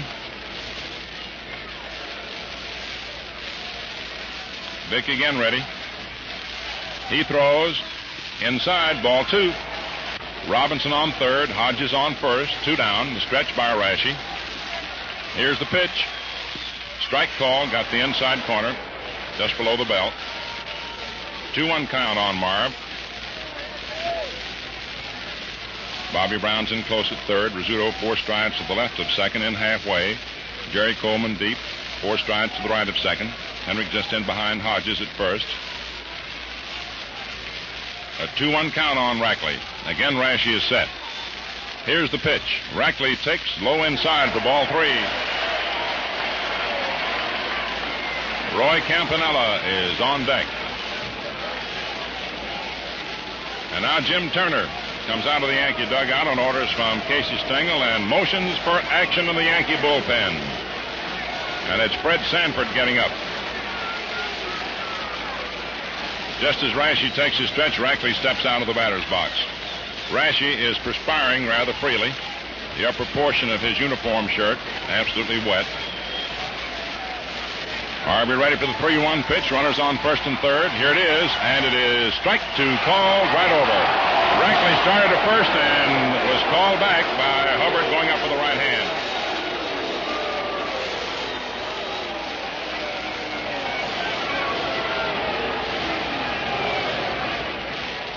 So you got a full count on Rackley. 3-2. And with 2 down, Robinson will be playing it safe at third. That is, he'll make sure that the ball is hit somewhere before he starts running. Gil Hodges, who's on first, on the other hand, and who is forced, will be off and running with the pitch. So the stretch by Rashi. There goes Hodges. The pitch is swung on and missed. Strike 3. How about that? No runs for Brooklyn. 2 hits. No errors for the Yankees. And 2 men left on for the Dodgers. And just as Rashi was on the verge, he recovered in time to strike out Rackley in the clutch. And so the score at the end of 4 innings, the Yankees 6, the Dodgers 1. Your totals, Yankees 6 runs, 5 hits, no errors, 5 left on. Brooklyn 1 run, 4 hits, 1 error, and 3 men left on base. This is Mel Allen with Red Barber bringing you the World Series from Ebbets Field. Gene Woodling up, takes a pitch inside for ball 1 as we go to the top of the 5th inning, with the Yankees leading 6-1. Woodling walked and singled to center. Right-hander reliever Jack Banta throws right over for a called strike fastball, and the count is even up at 1-1. The fans exercising a prerogative are hollering at the umpire. In comes the pitch, and it's high and outside for ball 2. 2-1. 2 balls, 1 strike. The men in blue do a great job. Without them, baseball wouldn't be what it is. The 2-1 delivery on its way. Swung on. There's a long drive to right field. There's Hermansky racing back. The ball's off the scoreboard. Gene plays it off. Now Snyder comes over to get it. It rolls away from Gene, and there's Woodling sliding into second with a double.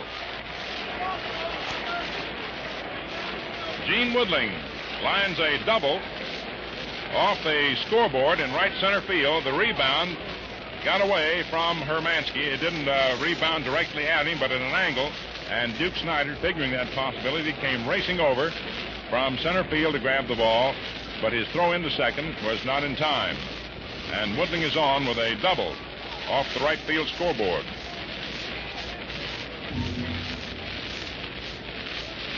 Here's Cliff Mapes, left-hand hitter. Banda's pitch, curve inside, ball one. Mapes struck out and walked.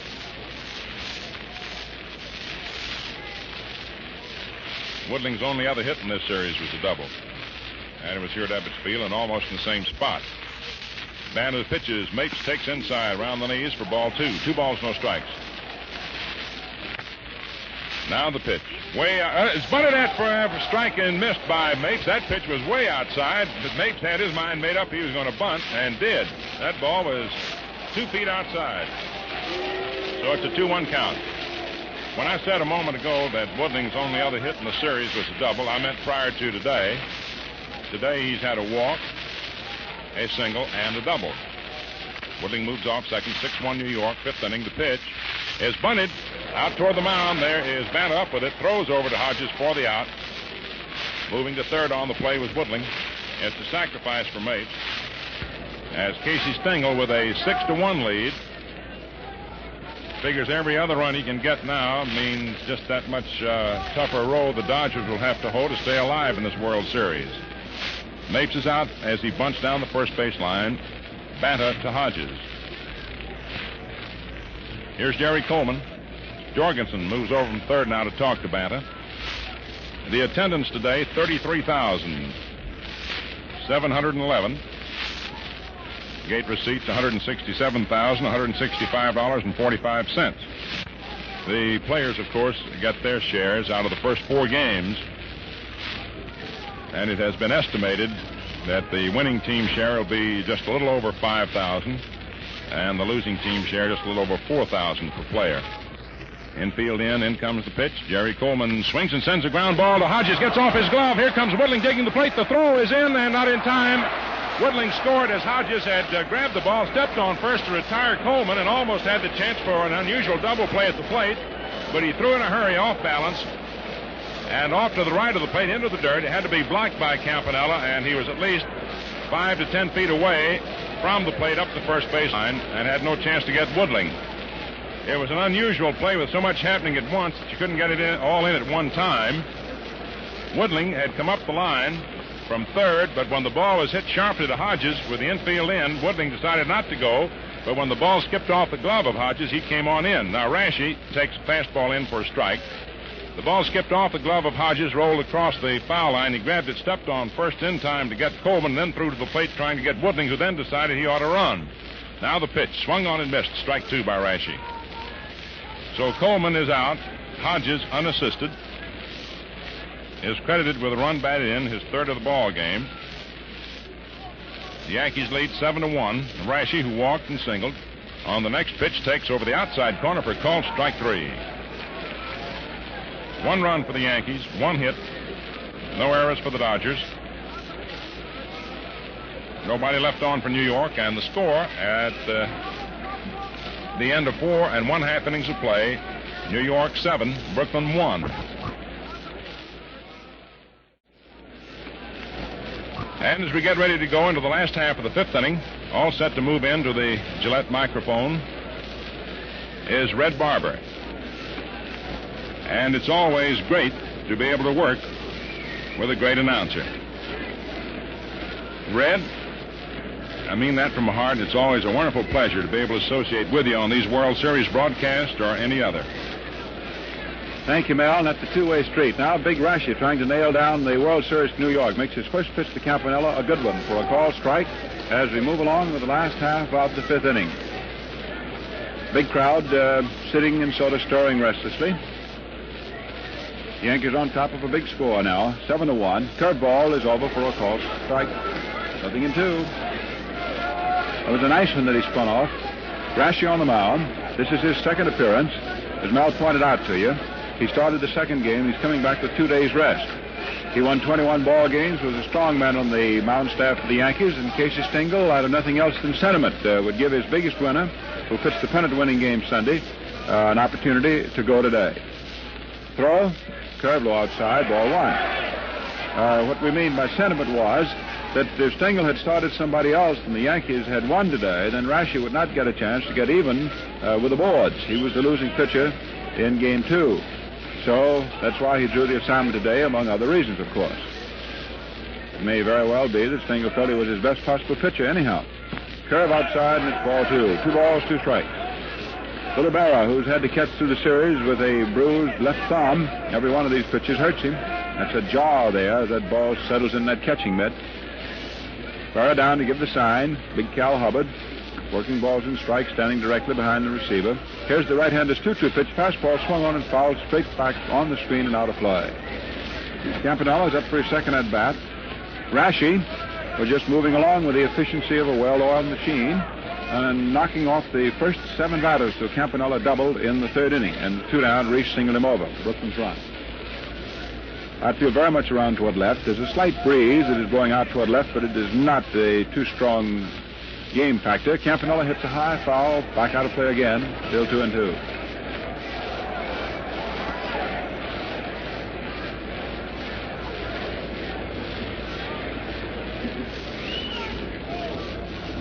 As Mel gave you the figures a few moments ago, is brought in by the Brooklyn Road Secretary, Hal Parrott, 33,711 here to see this 5th game of the series, 3rd game of the set at Ebbets Field. Now let's see. The Sunday game carries on. Rashi pitches again, 2-2. Campanella hits a hot line drive right at Rizzuto, and the fine little short step holds it as he drifts into the hole between 3rd and short. So, 1 up, 1 away. Last half of the 5th. The Yankee defense has been extremely sound. Outside of a boot which meant nothing, the way Reynolds was pitching the opening game by Coleman, there have been no other mistakes. Now a pinch hitter, Tommy Brown, a right-hand batter, is coming up to hit for Batter. Savannah, who has relieved for the last 2 and the 3rd innings, is out of there. And Brown, making his second appearance as a pinch hitter, he's 0 for 1. Slender, right-hand hitter, takes a fastball through there for a called strike.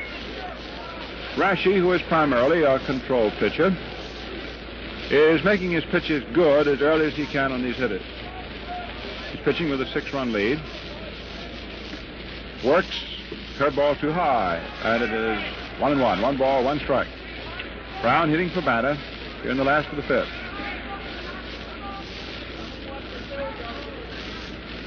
Rashi not wasting much time. Carl Erskine is the only pitcher working in the Brooklyn bullpen, throwing to Sam Narron, so we presume it will be he who will come on to pitch against the top of the Yankee batting order in the 6th inning.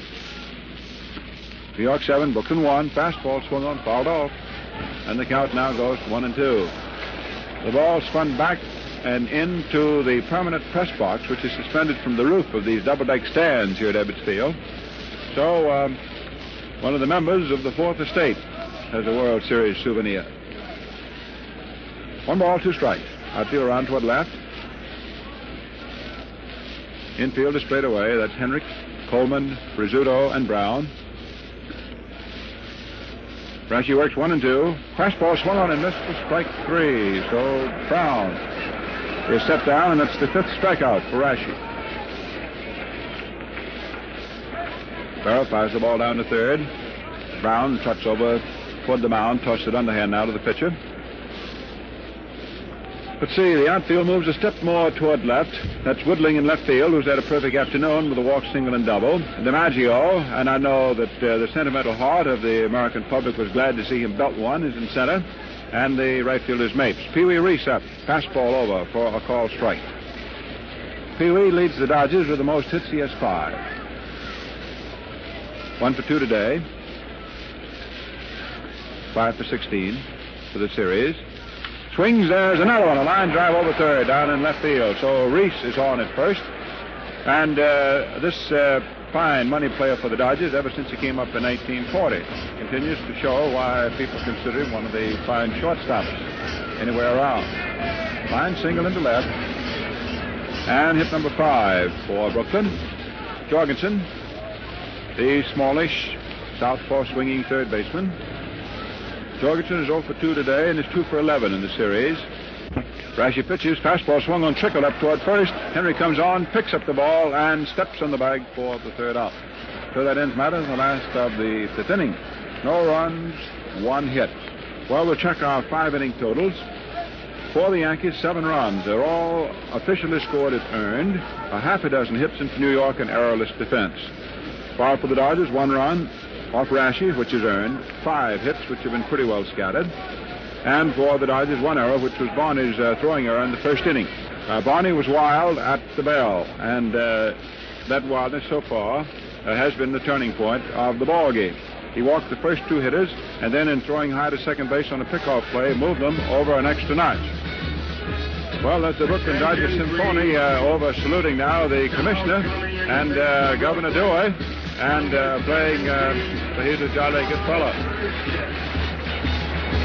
Speaking about the runs being officially scored as earned a moment ago, we'd like to comment that the work of the 3 official scorers, as appointed by Commissioner Chandler, has been very sound and very sure. The official scorers are Oscar McGowan of the New York Times, Milton Gross of the New York Post, and Lou Niss of the Brooklyn Eagle. Erskine has been officially announced and is out on the mound, warming up his right arm preparatory to taking over. Erskine. Carl Erskine. He'll be pitching to Rizzuto, who's had a perfectly grand series to cap a splendid year all season long in the American League. Little shortstop has only been up officially once so far this afternoon. That was a fly ball to center field. He walked to begin the ball game, which was as pivotal a play as you can get. Then he got the sacrifice in the second inning when he was bunting, presumably for a base hit, but still moved a man over. So therefore, he was officially scored as a sacrificer. He has 3 hits for 16 official at-bats. He's a tough target. He has good eyes, very quick with his wrists, and he is small, just a little bit over 5 feet. In fact, when you see him in street clothes walking around with these athletes, you figure, well, gee, that must be the bat boy. Little Rizzuto, who can play this game with just as big fellows as they come. Erskine makes his first pitch of fastball in under the hands for ball 1. We said that Erskine was a smallish right-hander. Well, of course, he's a pretty good-sized fellow compared to Rizzuto, but he's small as pitches usually go. Delivers, fastball inside, and Rizzuto, who had stood up to it, apparently had his mind set for a curve or something, had suddenly backtracked there at the last split second. 2-0. Outfield shaded toward left. Third baseman Jorgensen is off the bag, suspicious of a bunt. Hodges is a couple of steps up at first. Robinson up at second. Fastball in, under the hands for ball 3. So Rizzuto is in the catbird seat now as far as the count is concerned. 3-0. The Yankees out in front, 7-1. Barney, who started in 2 2/3 innings, walked 6 men. Didn't take many hits to capitalize in a bushel basket full of runs. Throw, missing for ball 4. So Erskine gives up a walk. This is the 7th Yankee to get a free ticket. Rizzuto for the second time has walked, and he's at first, and here is Tommy Henry. Infield up halfway. Henry runs up his over bunt, then takes, and it's a called strike. Up goes that big right hand of even bigger Cal Hubbard. Hubbard back at the plate. Reardon at first base. At second, Passarella. Jordan at third. In the foul corners, Barr in left and Hurley in right. Erskine in position. Checks first. There goes Rizzuto. There's a curveball chopped into right field. A hit-and-run play. Rizzuto wheels right around second. Comes on into third. Rackley wheels. Throws into second base. The shortstop race. And it's a hit-and-run single into left field for Henry. So Erskine has no sooner come on than he's drawn a couple of totters, a base on balls, and a single. And Yogi Berra, who is 0 for 3 today, in a crouch, swings and drives the ball foul into the right field corner. He really swings that wood. When he first came up to the Yankees, they didn't know where in the world they were going to play him. whether they were going to catch him, play him in the outfield, or just what. But they knew they were going to play him, for as Bucky Harris said a couple of years ago, anybody who can swing that bat's going to be out there playing. Swing it the way he swings it, and he swings it. Infield is up, hoping for a play at the plate. The Yankees leading 7-1 and pressing forward here in the 6th inning. Nobody out, men at first and third. There's a fly ball into left field. Brackley is going back underneath it. Rizzuto tags at third. There's the catch in deep left. The throw goes to second, conceding the run and holding Henrik the runner at first to first base. So for New York now, 8-1. And Berra bats in a run with a long fly ball to left field. The Yankees have now scored in 5 of the 6th inning in which they have come up to the plate. And Big DiMaggio gets a big hand. Joe finally hit one. I know he must feel immeasurably better. He hit that home run in the left field corner in the 4th inning. His second series hit and his first real solid hit. The other was a squibber up toward third. Outfield toward left. Joe swings as a high pop fly into short right. Second baseman Robinson is out. Under it, and takes it. Henrik holding on at first. 2 men are gone. And Tommy Brown, who continues to play great ball in the World Series. Let him get in the series, and he almost takes over the show. Henrik at first, ready to set sail. Dickey coaching at first base. Frankie Crosetti at third. Infield is now all in shadow, so is left field. Center field and right field still have sun. Erskine delivers. Curve swung on, drilled into right field. It is fair by about a yard in the corner. And here is Henrik wheeling into third. The ball gets away from Homansky. Henrik is being waved on in by Crosetti. The throw is being relayed by Robinson. Henrik comes on to score. And 2/3 goes Brown. The ball gets away from Campanella. And here is Brown coming on in to score, standing up at the plate. So that will probably be scored as a triple and an error. The high bouncing throw from right field to Homansky got off the leaping form of the catcher, Campanella, and went back to the stands. It could be scored as a double, as the throw-in, and as an error, or a triple and an error. However, it's a run batted in by Brown down into the right field corner. Gives him another one. The Yankees get 2 more runs over to go out in front 10-1. And Clyde Sukforth begins that slow death march out to the mound. He is the fellow that takes the news out to the pitchers to manage the shot. That is scored as a 3-bagger, and the error is being charged against second baseman Robinson on his relay. I told you that Robinson relayed the throw, and I think a moment later I hastily said that the right fielder's throw bounced high over the catcher. It was Robinson's relay, and Robinson is charged with the error. That is a triple for Brown. That's all for Erskine. He's out of there, and here's Hatton coming on for the second straight day. A triple for Brown. That's the second time he's tripled. Well, I guess Hatton knows how Erskine feels because Brown tripled off Hatton yesterday. Brown, a 3-bagger in the right field corner, and never stops running on the concomitant error, which is charged against the second baseman. Brown scores.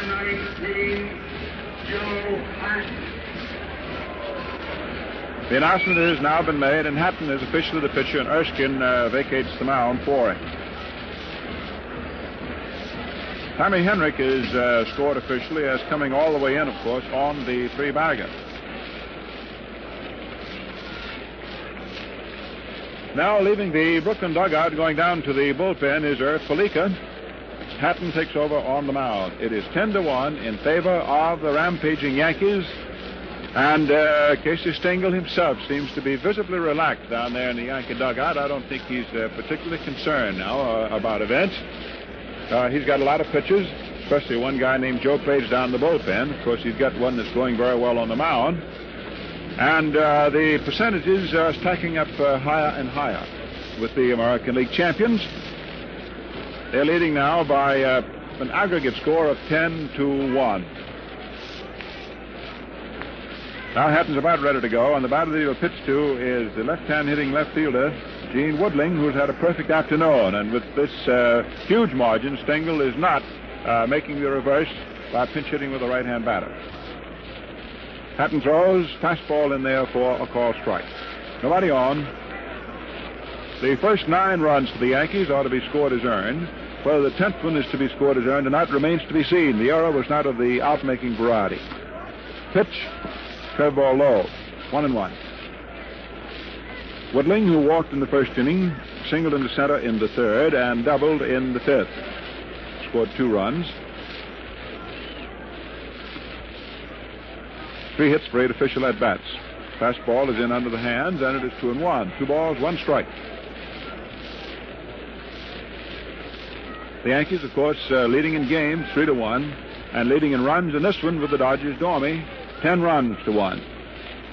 2-1 pitch, swung on. There's a drive into left center field. She's in there for a base hit and past Brackley, at least for a double. Here's Woodling coming into second, standing up to continue his bid for a perfect afternoon, and this makes all 10 of the Yankee runs earned. So a solid line drive double for Woodling, which gives him 3 for 3. His third hit. His hit charged to Hatton, of course. The Yankee runs, the first 5 charged to Starter Barney, the next 2 to Batter, the next 3 to Erskine. Hatton, of course, is completely responsible for Woodling at second base. Cliff Mapes, who is 0 for 1 officially, 1 for 8 in the series, left-hand batter. 1 for 8 in the series, left-hand batter. Takes a high inside curve for ball 1. His base hit yesterday was a very big one for New York. With the ball game standing even, he sliced a double in the left field corner, knocked in the first 2 runs, and the Yankees were never headed. Swung on a high fly ball into short left. Brackley comes in. The left fielder's under it. Backs up. Makes the catch. So that closes matters in the top of the 6th inning. And the Yankees pick up 3 more runs. 3 more hits. There's one, Brooklyn Nara. And at the end of 5.5 innings, the score stands now New York 10 and Brooklyn 1. Lou Boudreau of the Cleveland Indians says that he'd rather go without his morning coffee than passive shaving. Yes, Lou uses Gillette's super speed razor, and here he is to tell you why. Well, fans, that's because it makes shaving something to look forward to. And what way, Lou? Well, Red, shaving is no longer a chore. It picks me up, gives me a feeling of well-being. In fact, it's as important as breakfast to me. Well, you don't mean that you'd rather shave than eat, do you? Oh, no, but I just don't feel right until I do shave.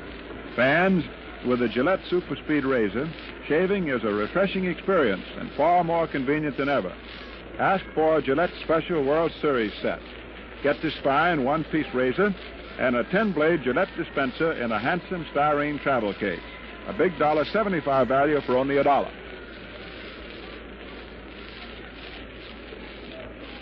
Last half of the 6th inning, the Yankees 10 and the Dodgers 1. Well, to be perfectly factual about it, if Brooklyn can pull this one out today, this is going to be an explosion that will be topped pretty much only by several of atomic origin. However, this is an unpredictable ball club, a dead game ball club, and it's a ballpark that is fated for the unexpected. That's almost taken for granted around the Diggins and Flatbush, so let's hold on and see. Duke Snyder, first up last in the 6th. Right-hander Rashi pitches, and Snyder swings, busts the ball out deep into left center field, and it's in there for a base hit, comes off the wall. Snyder's coming into second base. Woodling throws in, and it's a double for Snyder.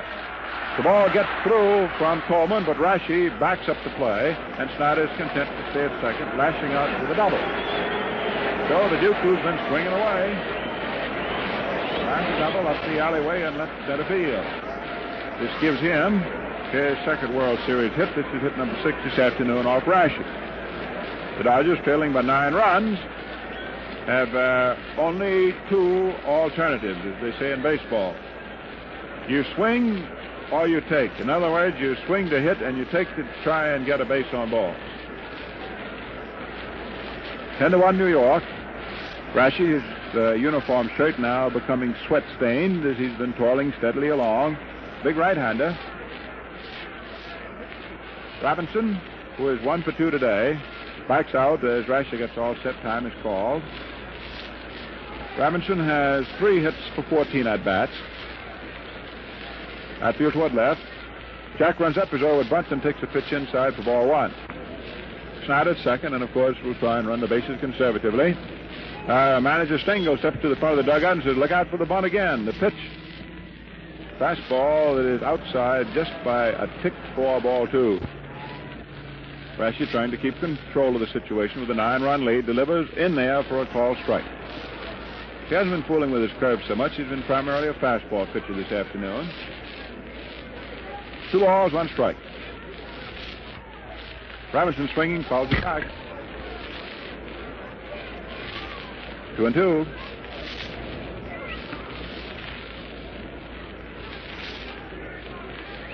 Snyder not only came up with a base hit for himself in the 6th inning, which will help his feelings immeasurably, but by getting a base hit, he saw to it that he didn't strike out.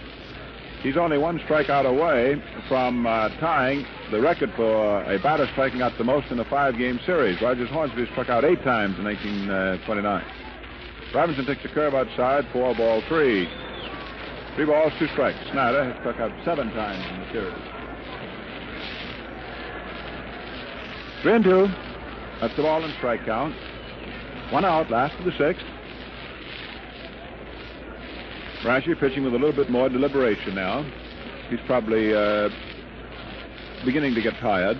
He's come back after 2 days' rest. Big right-hander throws outside for ball 4, and Robinson achieves his objective, getting on base with a base on balls, which is the first given up by Rashi.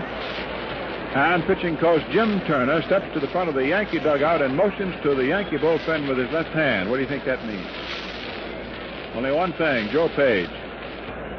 And there's Big Page starting to warm up, and he knows how to warm up. He doesn't leave any of his pitches down in the bullpen. Well, the Yankees want to end it. There it is, Page throwing in the bullpen. The Yankees leading 10-1. The batter is Gene Hermansky at the plate.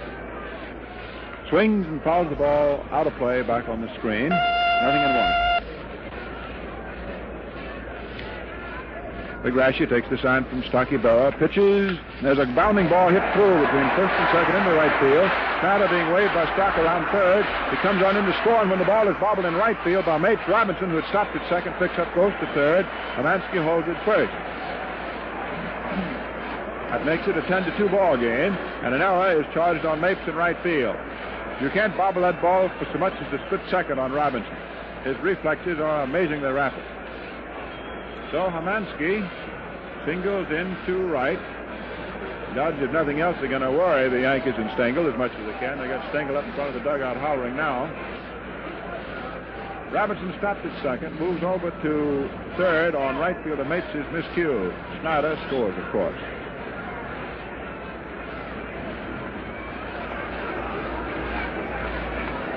Up now is Gil Hodges, who singled his last trip. He's 1 for 2 today. He has 3 hits for 14. Outfield round toward left. 10-2 ball game. Favor New York. Nobody out. Slow curve is over for a called strike. And Page is warming up in the Yankee bullpen.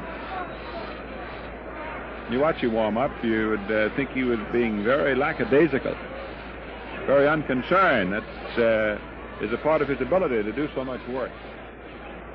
He just gets sort of loose down there, and he gets right on the edge of where he's ready to throw hard, and then he takes them out. Robinson off third. Mansky off first. The Yankee infield is up only 1 or 2 steps in double play depth. The outfield toward left. Rashi pitches a curve, swung on and missed. Strike 2. He spun a big, slow breaking curve over. Broke it off very nicely. 0-2. For the Yankees 10, for the Dodgers 2. There's a lot left to happen in this ball game. Gillette folks, mighty happy to send it to you wherever you are, wherever you happen to be.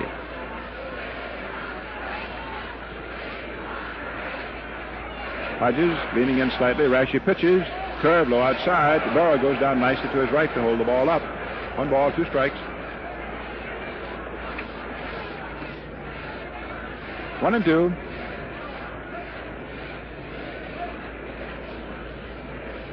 Before the ball game, we had a talk with Billy Southworth, and we're very happy to tell you that he feels fine. He looks fine. He's all set to resume the managership of the Boston Braves next year. He was pretty sick.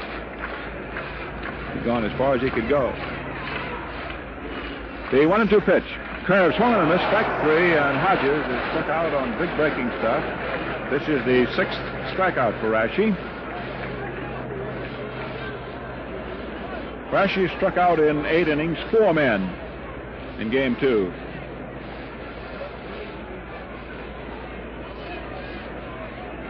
Rashi apparently found that his hands were perspiring a great deal, and Stengel held up a towel over in the dugout, but Rashi said, well, I don't want it. So he's gone back to the mound. Henrik could come over from first base to visit with him, goes back to first. Mansky at first base, Robinson at third. Those are the two runners. One man out. The batter is Marvin Rackley, who was 0 for 2. Both times he's been up, he struck out. He's 0 for 4 in the series. Works well up on the handle of the bat. Small left-hand hitter. Swings on a curve, hits it down to first base. Henrik up and drops the runners. Let's see. Brooks Robinson back, steps on first for the out on Rackley, holds Robinson at third base. Hamansky moves on to second. Jack, of course, in other words, had the one run meant anything, I think he'd have tried. But, of course, when you're 8 runs behind, you don't risk an out. So Henrik just waved his arm menacingly once, and Robinson obligingly darted back into third base. Hamansky moved over to second. So Rackley is just out routinely the first baseman. Unassisted. That's the second out. Roy Campanella, who has had a fine series to cap a very solid season. Campanella, who is 1 for 2. 4 hits for 14 at-bats. Right-hand batter. First base is open, but the 2 out there pitching to him. That 8-run advantage lets you do it the way you want to do it. The Yankees leading 10-2. Last of the 6th. Rashi takes a long time getting the sign. Pumps once, pitches a curveball in there. Called strike. Rashi settle down, get the last 2 outs. So Page is promptly sloughed off. Throw. Curveball, low outside, ball 1. 1 ball, 1 strike.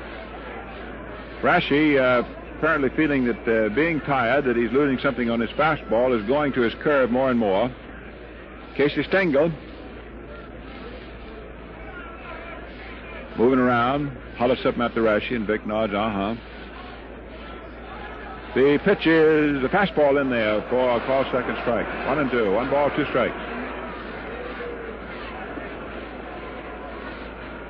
Robinson at third. Took a long run down just then. Mansky at second.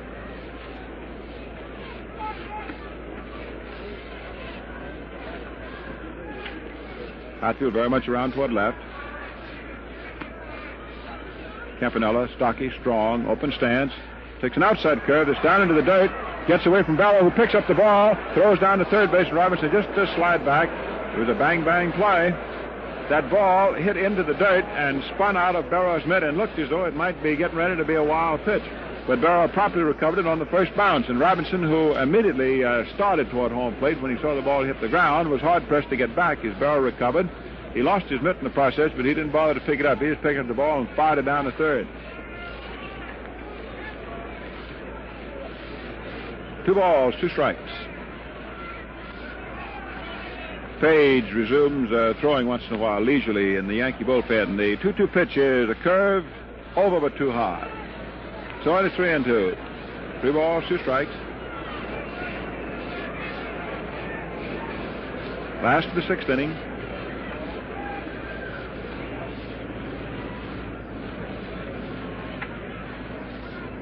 Ball game is now 2 hours old. Rashi pumps. Delivers 3-2, a curve outside for ball 4, and Campanella walks, which loads the bases. And Billy Cox is coming up as a pinch hitter. Billy Cox, who pinch hit a dribble single, sort of that in front of the plate yesterday. Cox taking over for Joe Hatton. Attention, please. All Brooklyn, number 3, Billy Cox, batting for Joe Hatton. So Cox coming up to hit. The bases are FOB. They're full of Brooklyns, as the saying goes around this neck of the woods. 3 men on. 2 out. The Yankees 10, the Dodgers 2.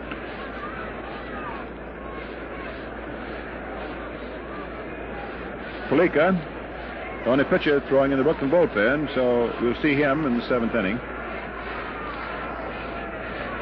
Rashi now trying to settle matters in the 6th. Pitches, misses with the fastball in under the hands for ball 1. 1 ball, no strike. Big right-hander has a very easy move. He's centering his attentions on the hitter. Pinch hitter Billy Cox, slight right-hand batter. Swings and misses at a sharp curveball. 1 and 1. 1 ball, 1 strike. Cox had the regular job at third until he sprained an ankle in the morning game Labor Day. And didn't play at all until yesterday. And he got in the ball game, finished it. 21 pitch, swung on, there's a foul ball. Back out of play. 1-2. Burrow takes the new ball, asks for time, walks out to the mound. 1-2, ball and strike count.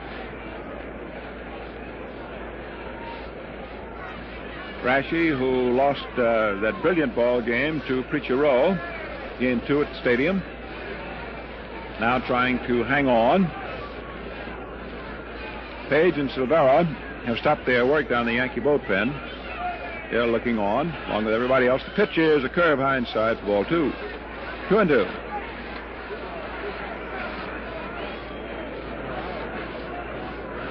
Cox swings from the end.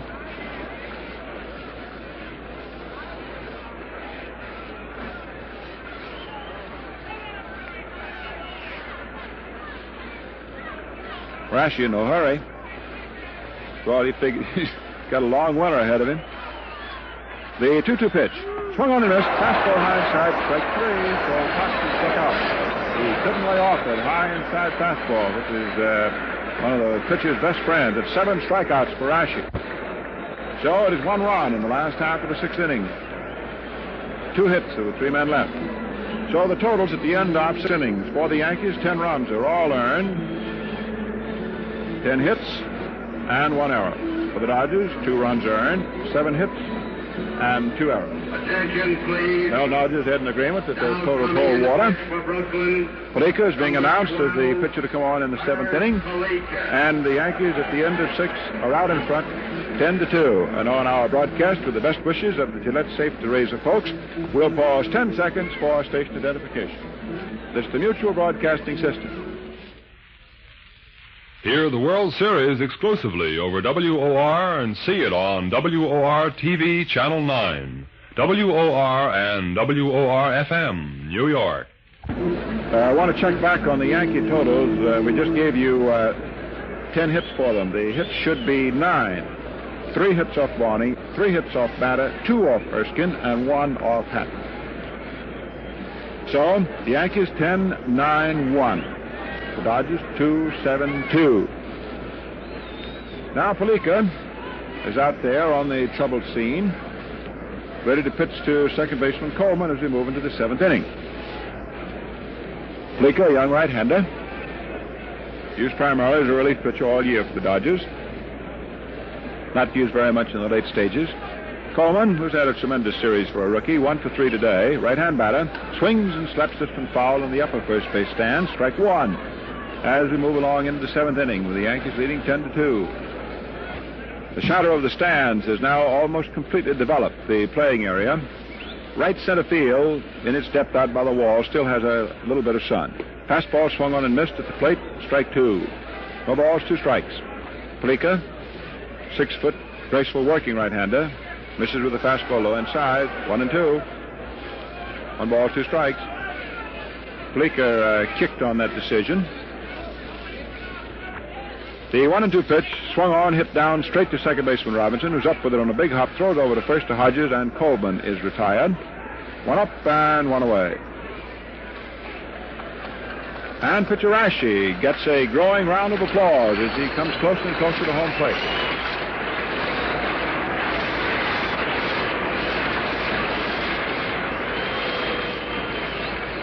He's been quite a pitcher so far in the series. When you lose 1-0, that's just as close as you can cut it and be a losing pitcher. That was his fate against Preacher Rowe in the 2nd game. Palika's fastball high inside to Rashi, who's a right-hand batter and who has 1 hit. Not going to run with it back in the 3rd inning. Vick steps up, swings, misses. 1-1. Pitches right down in the slot. 1 out, nobody on in the 7th. Throw. Fastball low inside. 2-1.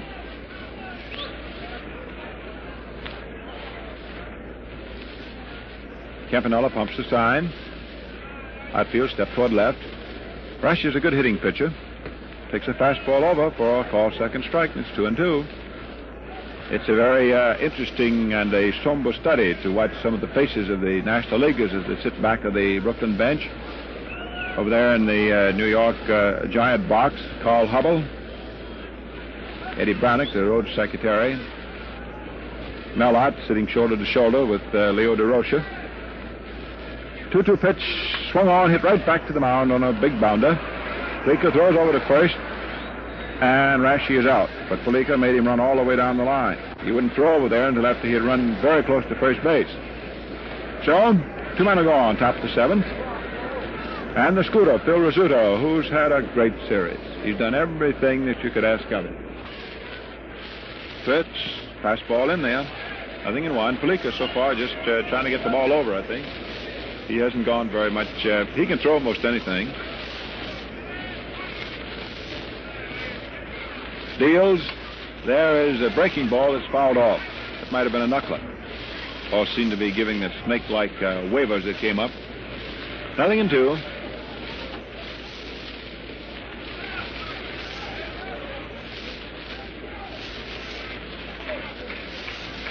Outfield toward left. Infield is up because of this fellow's speed. Curve swung and missed. Strike 3. So Palika strikes him out. That's the first curveball to use. Nothing across then for the Yankees. This is the first time in the ball game that they did not get a man on base in some fashion in the 7 innings in which they batted. And the score remains the end of 6.5 innings. The Yankees 10 and the Dodgers 2. Last half of the 7th inning, and it's the top of the order. Reese, Jorgensen, and Snyder. And despite the adverse fortunes to his ball club, Pee Wee Reese has continued to be a standout. He's had singles his last 2 trips, drove in Brooklyn's first run, which guaranteed that, if nothing else, the complete ignominy of a shutout would be averted. Pee Wee has had 6 hits so far. Rashi works, and there's a line drive hit out into left field, right out to Woodling. Straight to the left fielder who holds it for 1 gone, last of the 7th. And Johnny Jorgensen, who's 0 for 3, moves up to the plate. Duke Snyder moves out on deck. The Spider, as they call him, a 10-hitter with an open stance, about 150 pounds. Big Rashi pumps once, delivers, fastball on the outside, ball 1. Aegis pitching to Spots. Most of his shirt now stained with perspiration. He deals outside again for ball 2. 2-0. The Dodgers in a spot like this have no alternative left but to take the count right on down, trying to get ball 4, because, you know, there's no defense against ball 4, and you've got to get a lot of men on when you're behind 8 runs. Rashi misses with a fastball at the knees, low inside for ball 3. 3-0. 1 away, nobody on.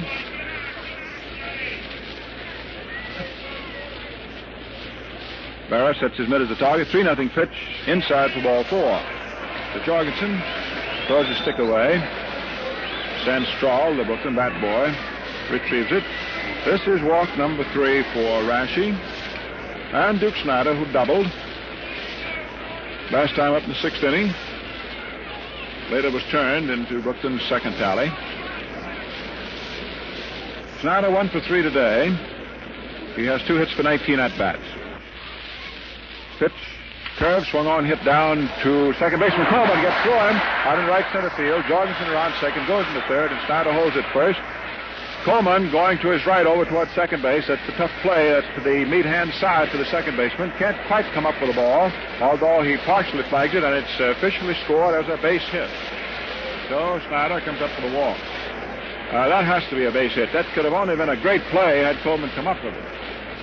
So that is a single in the center field for Snyder, sending Jorgensen to third. Hit number 8 for the Dodgers, and the batter is Robinson, who has 1 hit for 2 today. 1 in at first and third. Rashi's fastball is low outside, ball 1, and Joe Page is up again. Was it they used to say as sure as death and taxes? Well, you might say as far as the Yankees are concerned, as sure as death, taxes, and Page. Robinson takes a call strike. Fastball over. 1 ball, 1 strike. Runners at first and third. 1 out. Last to the 7th. Outfield round toward left.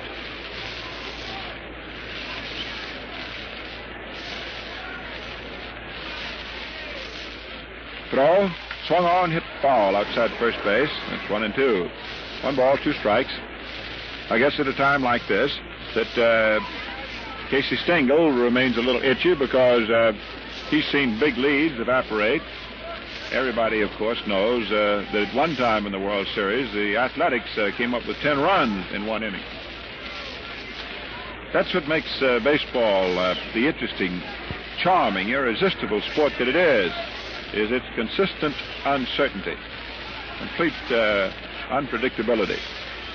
So you play it out to the end and see what happens. That's what we're doing.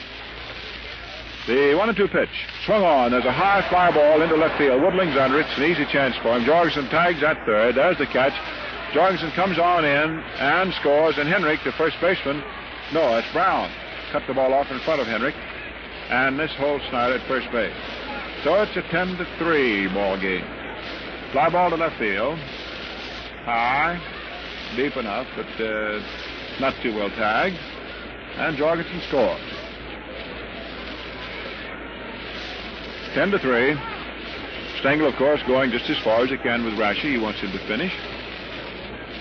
Gene Hermansky, who singled in the run in the 6th inning for the Dodgers, their second tally, comes up. The Yankees who are now moving so close to the big stake. The pennant races were bitter right down to the last day. Now the Yankees trying to decide the series. Hermansky takes a curve that hangs outside to him. Right-hand pitcher working to a left-hand batter.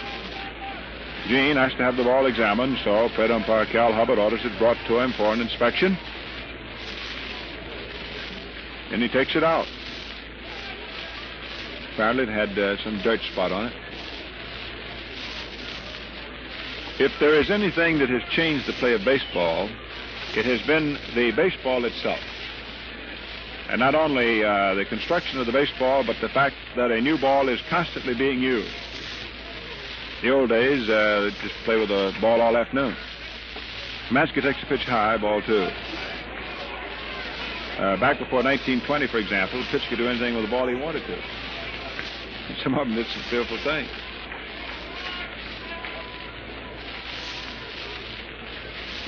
Today, a pitcher has to make every pitch good. 2-0 pitch, low outside, ball 3. 3 balls, no strikes, and there's Stengel just monkeying around. It's a 10-3 Yankee lead, but Mr. Stengel is not comfortable. He's been in this game a long time, and in this ballpark had booked him a long time. Rashi seems to be quite tired. He's forcing himself. Paul Miller gets up to start throwing in the Brooklyn bullpen. Pitch low, 4 ball 4, and Hermansky draws a base on ball. He's 2 out. He takes first to Snyder, moves over to second base.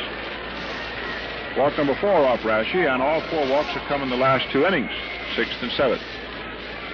Well, there's Stengel standing in front of the Yankee bench. Boy, what a year he's had, huh?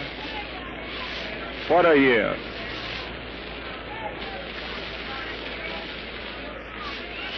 Never got very far managing in the major leagues at Brooklyn, at Boston. He never had very good ball players. He was given some ball players this year, and he's really come through. Now the matter is Hodges, 10-3, favor New York. Rashi misses just outside by no more than the width of a Gillette blue blade, but that's wide enough. Ball 1. Hodges has 1 for 3.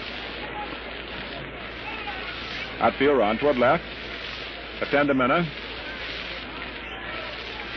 Very tall. Going down in the right field corner for Brooklyn. Page is already warmed up. He's just watching for the Yankees. There's a fastball over. 1-1. 1 ball, 1 strike. Rashi is weary, but he wants to go. You have a feeling, however, the next thing that happens to him, he's out. 1 pitch swung on as a high fly ball deep into left field, way back into left field. It is in there for a home run, and it's a 10-6 ball game. Single's going to the mound, and Rashie's coming out.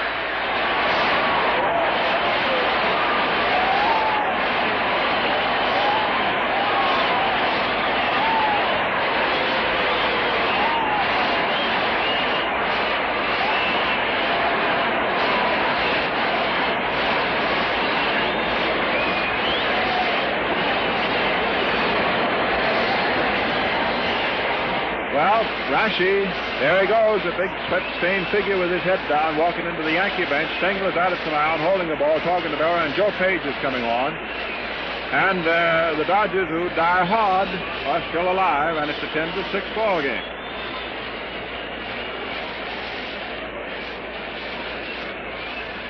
Here's Joe Page, the master relief pitcher of his era.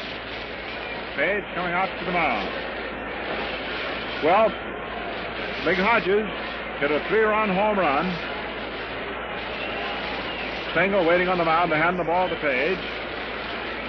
Rackley is scheduled to hit first, but it will probably be a pinch hitter. Rackley's a left-hand batter, and Page is a left-hander.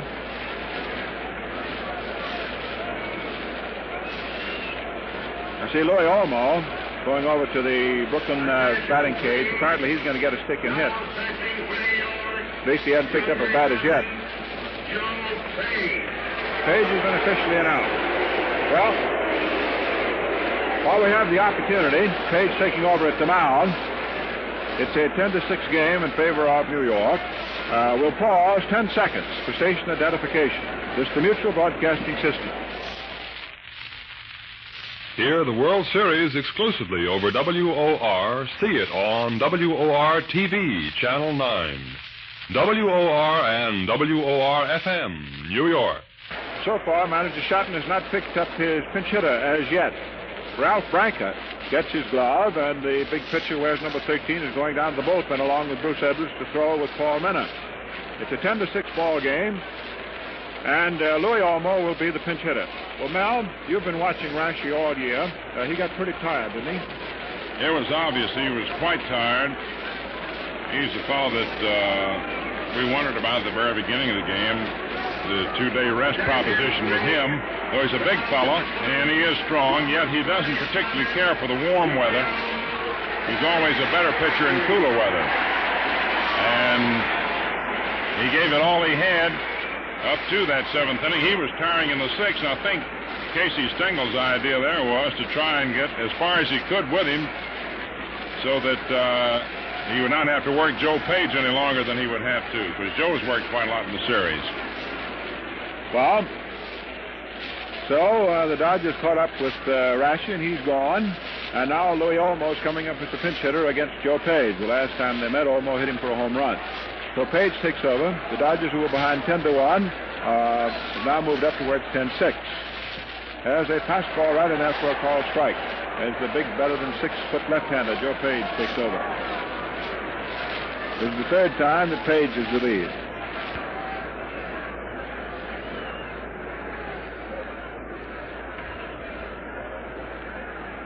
Page relieved Tommy Byrne, you know. Did a tremendous job in Game 3. Winning pitcher.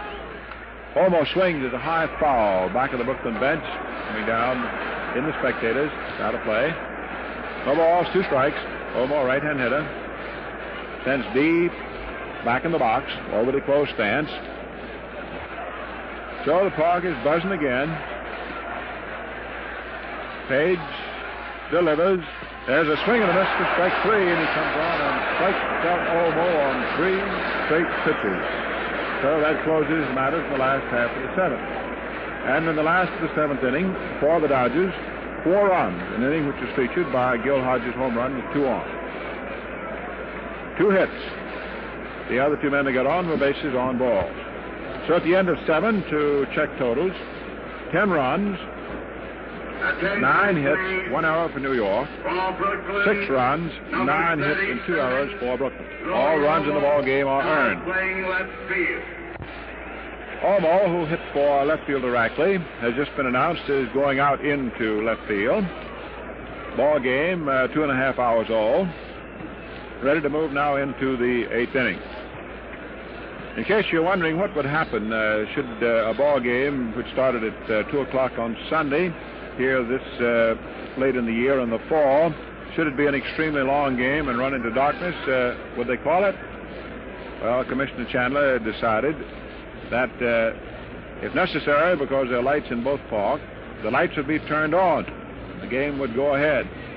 However, on Sunday, they could only play until 7 o'clock. They did have to turn the lights on. The most runs ever scored by both clubs in the total World Series game, 22, in case you're wondering about that. There have been 16 so far in this one. They're divided with the Yankees 10 and the Dodgers 6.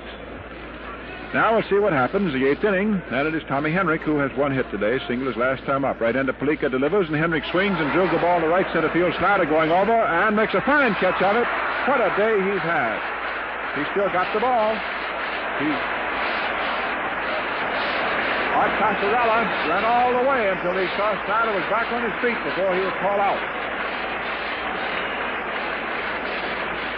Snyder, going into right center field, turned a complete somersault.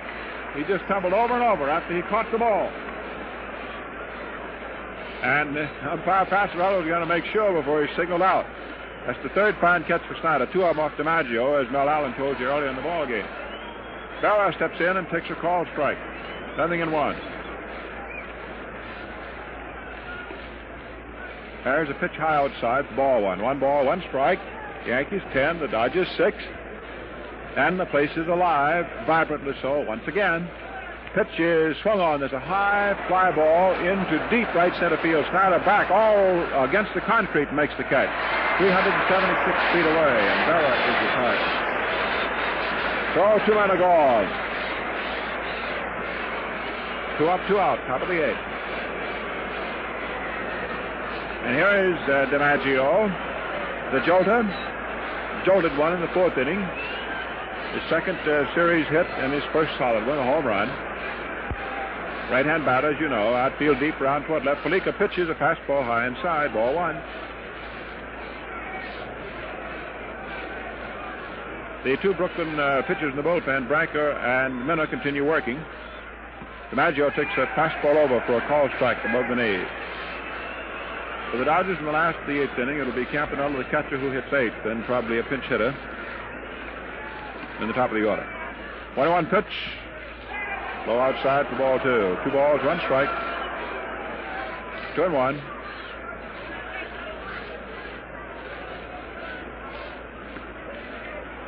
Ball game that was 10-1 is now 10-6, favor New York. 2 out for the Yankees in the 8th.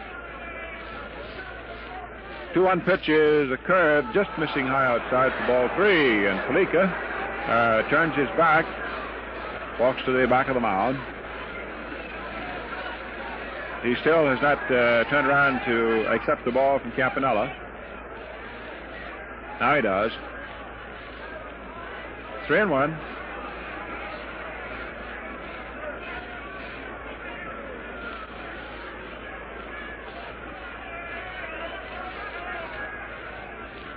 Three-one pitch, swung on and missed. Fastball in by the hand. DiMaggio taking his cut. 3-2. Campanella pumps aside. Palika in response delivers high inside for ball 4, and DiMaggio walks.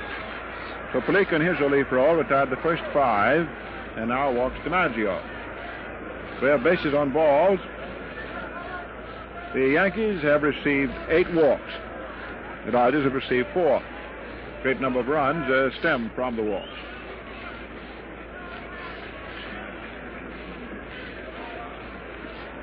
Snyder has been very busy in center field. Mel just checked up. He looked back through his box score. Snyder's had 18 putouts so far in the series. The record in a 5-game series for center fielders, 20 by Earl Coombs. Tommy Brown takes a curveball. Bobby Brown takes a curveball in there for a call strike. No balls, 1 strike. Bobby has had a single, walk, strikeout, and a triple. Brown gets in and sets at the plate. Palika puts his right foot on the slab. He's in pitching position. Delivers. DiMaggio breaks, and Brown hits the ball out into left field. She's in there for a base hit.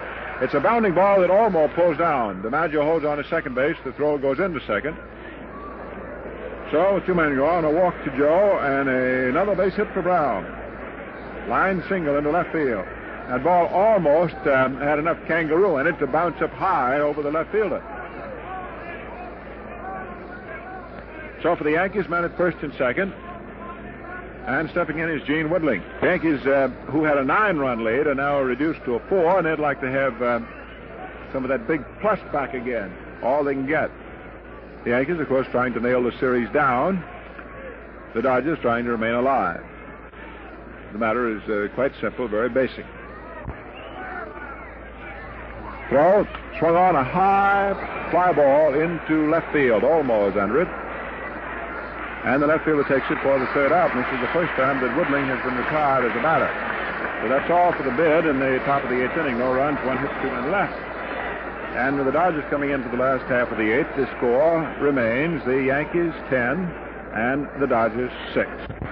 Remember, men, look sharp, feel sharp, be sharp. Use Gillette Blue Blades with the sharpest edges ever honed. Roy Campanella stepping in to be the first batter last of the 8th inning, and Bruce Edwards, a stocky right-hand hitter, second-string catcher, is being brought in from the bullpen up to the bench, apparently to hit for Palika. However, let's wait developments and see. And Edwards comes up to the bench and is apparently instructed to notify the bullpen who they wish to have throwing. And Branca is ordered to stop throwing, and Minna is to throw. Eddie Mixer's utility infielder gets a catcher's glove and goes down to the bullpen in place of Edwards. Page takes the sign, throws, Roy swings, a high pop fly. Let's see, the first baseman, Tommy Henrik, is under the ball. Under it. He's got it. So 1 up and 1 gone. And Bruce Edwards walking up to pinch hit. This will be his second appearance. He ended game 3 as he looked to the third strike that Page threw faster. For Brooklyn, number 10, Bruce Edwards, batting for the Palika. Edwards stepping in. Page trying to nail the World Championship down for the Yankees. Delivers, fastball swung on and missed. It was Page all summer long working for a pennant. What a job he did in the next to the last game to keep the Yankees alive in order for them to win Sunday. And now he's pitching for the big stick.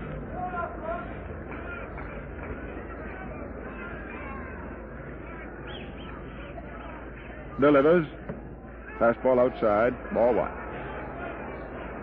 Oddly enough, it was Page in the 7th and deciding game between these two teams in 47 that held Brooklyn off and enabled the Yankees to go ahead and win and clinch it. So he's being given a second chance to clinch it for his ball club. It's a rather appropriate honor. The games that he's saved, say nothing of those that he's won himself all season long. 21 pitch is swung on as a base hit into left field as the Dodgers remain going. Edwards is single into left, and he's on at first. So hit number 1 on Page, hit number 10 for the Dodgers. That's hit number 20 in the ball game. We can add him up hurriedly correctly. And lead off for Pee Wee Reese, who is 2 for 4 today. Has 6 hits for 18 so far of the 5 games. Reese up. Yankees leading 10-6. Throw. Curveball in there, good for a called strike. Reese, who is very good up on occasion at dropping a bunt for a base hit, bluffed that he would bunt. Page broke off the mound toward the plate. The third baseman, Brown, came rushing in.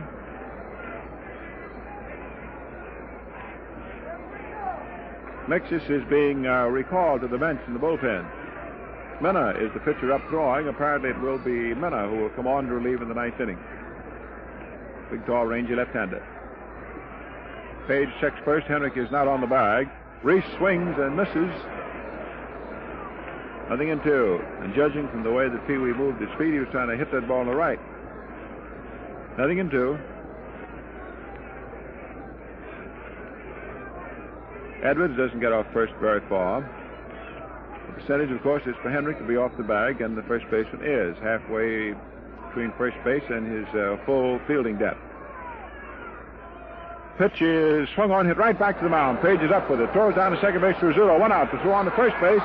Double play. And that ends the 8th inning.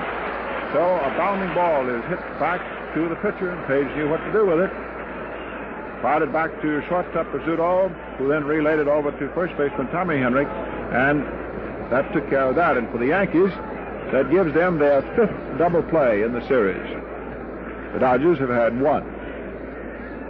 So at the end of 8 full rounds, men are coming in from the bullpen, and the Yankees lead with Page trying to be the boy at the dike, 10-6. Folks, the popular Gillette Tech razor with 5 Gillette blue blades for only 49 cents is a world-famous shaving bargain, believe me. This razor has one feature after another that makes shaving smooth and comfortable. It sets up stubble as a barber does, holds the blade rigidly, eliminates edge vibration, protects you against nicks. For real shaving satisfaction at a rock-bottom price, get a Gillette Tech razor. Pitching for Brooklyn, number 38, Paul Miller. Paul Miller, the 17th Dodger to get into the ball game, and the 6th pitcher comes onto the mound. The record for the most players in a World Series game by one team is 21. Correction, Miller is the 18th. So Miller comes on. For the Yankees, it will be Mapes, Coleman, and Page, the last third of the batting order in the top of the 9th.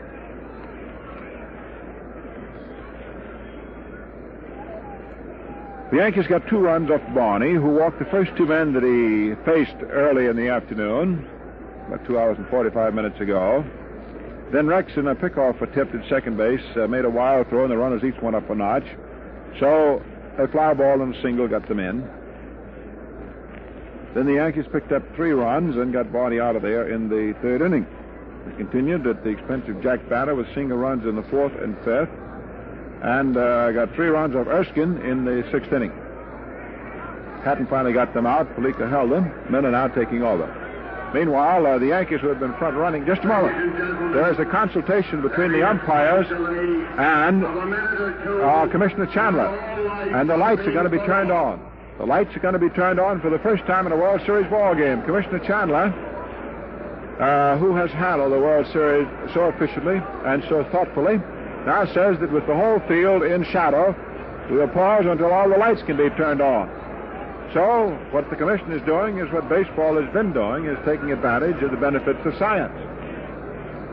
So the lights are now being turned on, and this is an historic occasion.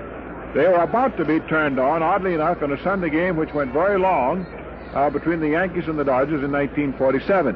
But the ball game happened to end. Had they gone another inning, the lights would have been turned on then. And as we told you earlier, the commissioner had said that he would turn the lights on if he felt it is necessary. So after a brief consultation with the plate umpire Cal Hubbard and Beans Redden, who is the senior umpire from the National League as far as years of work are concerned, the commissioner said, we'll hold up the ball game, let Miller throw a few more pitches, and get the lights turned on. So light tower after light tower are being turned on. So history is being made. The lights are being turned on. As we look at the clock on the scoreboard here at Brooklyn, it indicates roughly 10 minutes of 5 Eastern Standard Time. Were there no stands, they would not have had to turn the lights on. But with the sun setting behind the main stands, the whole field is completely in deep shadow. So the lights are being turned on. And it takes a little time to get them all turned on. In other words, there is no master switch that turns on all the light towers at one fell swoop. Now let's see, Mel, I see you've got the record book out. Is this game going to be a long game by time compared to some other World Series games? No, Red, it's an approximation. Of course, a great deal happens.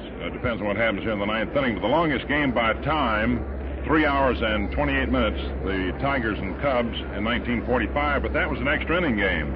Won 12 innings. The longest game by time for a 9-inning game is 3 hours and 19 minutes, the Dodgers and the Yankees in that very same game you were talking about a little while ago.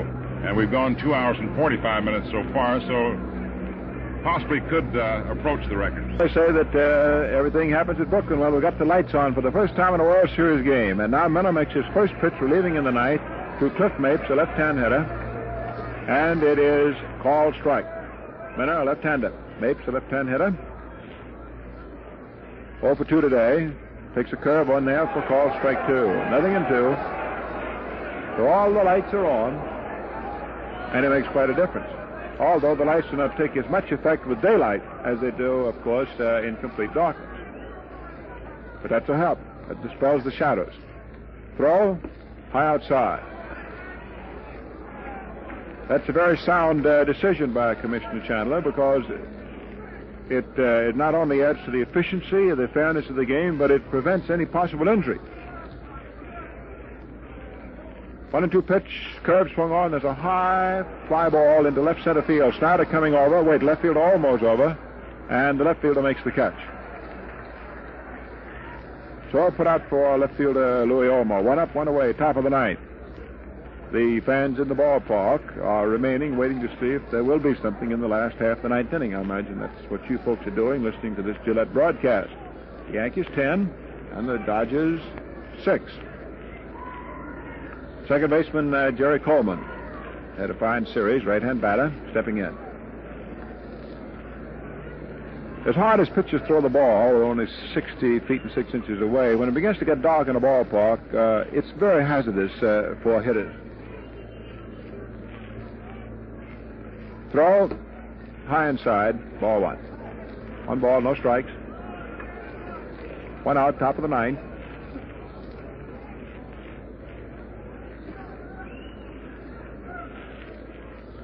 Coleman leaning in.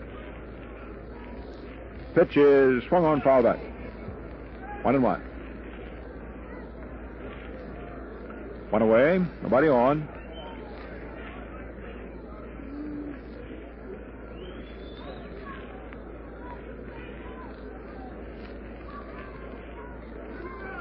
Jerry leaning in.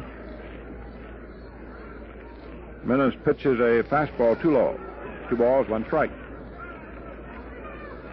Bill Dickey, coaching at first, hollers at the Coleman, get on that bag. It's one of the perennial first base coaching war cries.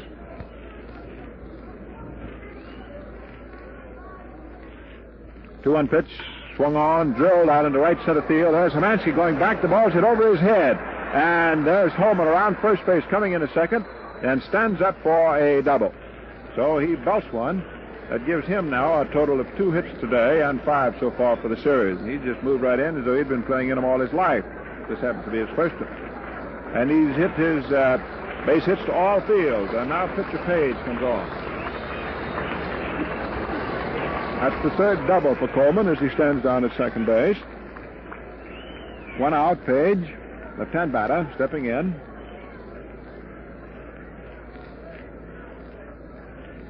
For the Yankees, that gives them 11 hits, and they've gotten at least 1 hit off of all 6 of the Brooklyn pitches. Got 3 off Barney, 3 off Batter, 2 off Erskine, and 1 each off Hatton, Fleeker, and Almena. Page takes a fastball in on his hands for ball 1. 1 ball, no strikes. 1 gone.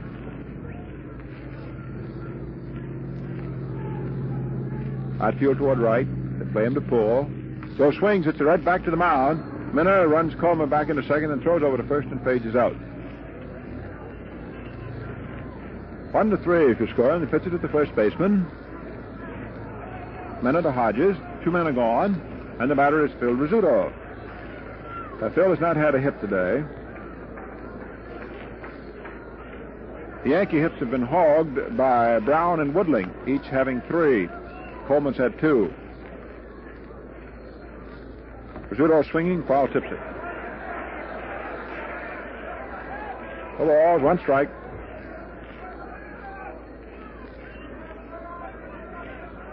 New York 10, Brooklyn 6.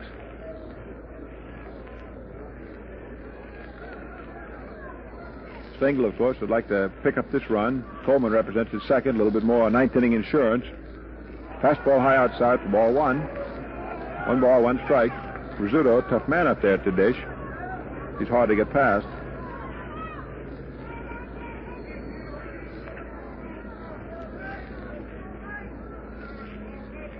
Big, tall left-hander delivers a slow curve. Drilled out in the right field. Hermansky coming on and makes the catch to the line drive. The ball was well hit, so that's all for that bid. Top of the 9th inning. So, here we are. This is it. Last half of the 9th.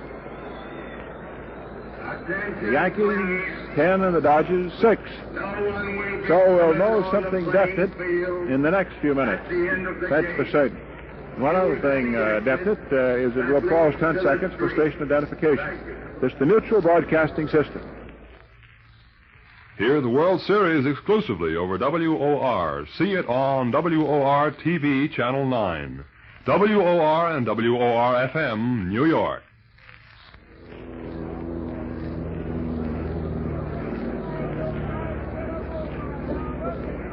Last half of the 9th inning.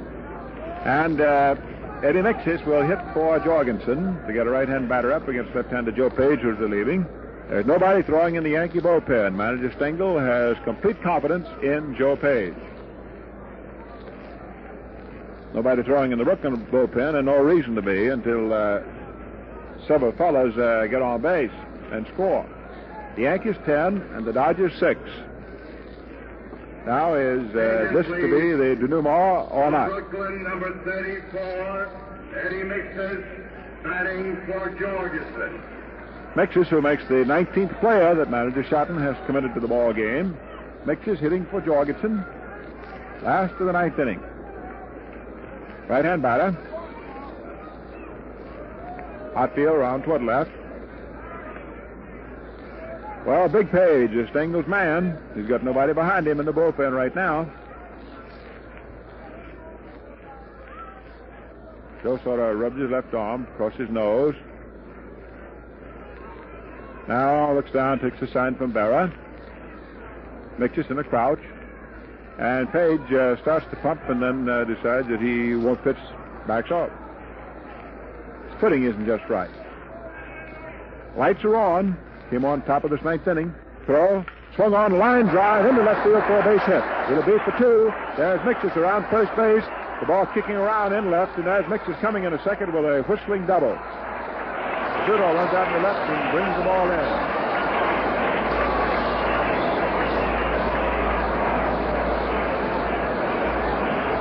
So Eddie Mixis opens up with a line drive double, and Jim Turner, on orders from manager Stengel, motions down to the bullpen for a right-hander. So there's going to be somebody throwing down in back of Page now. And Duke Snyder is at the plate. He's had hits his last 2 times up. 2 for 4. And Ali Reynolds, the pitching star for the Yankees, is in the bullpen throwing. There's a curve outside to Snyder.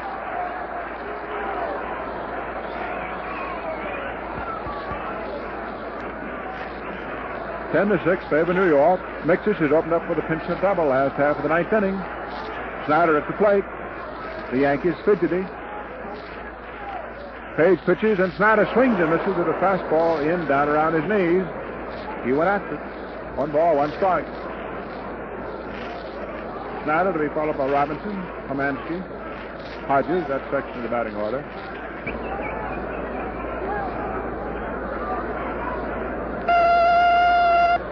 Fort Frick, National League president, looking on intently. Sitting over there with Mrs. Frick, back of the Brooklyn dugout.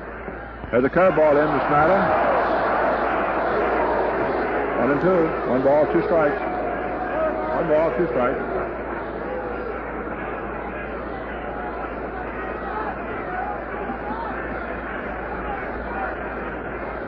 Mixis not getting very far off second base. Ali Reynolds throwing in the bullpen for New York. Snyder swings and misses for strike 3, and Page strikes him out.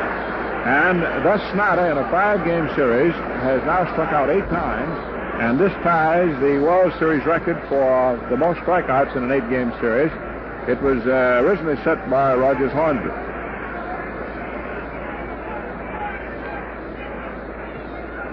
Robinson at the plate, and Stengel steps out in front of the Yankee bench, gets the attention of the infield, and Page to caution against the bunt for a base hit. Robinson swings and fouls the ball on top of the stand, out of play. No balls, one strike.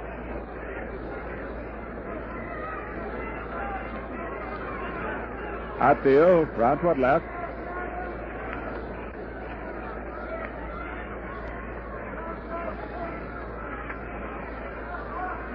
Page works. Robinson swings a high foul back on the screen. Nothing in two. No balls, two strikes. The Yankees 10. The Dodgers 6. Makes us at second, one out. Last of the ninth inning. Lights are on for the first time in the history of World Series play. Mr. Chandler, after conferring with the two senior umpires, ordered them turned on. Excellent move. It's getting dark inside the park itself.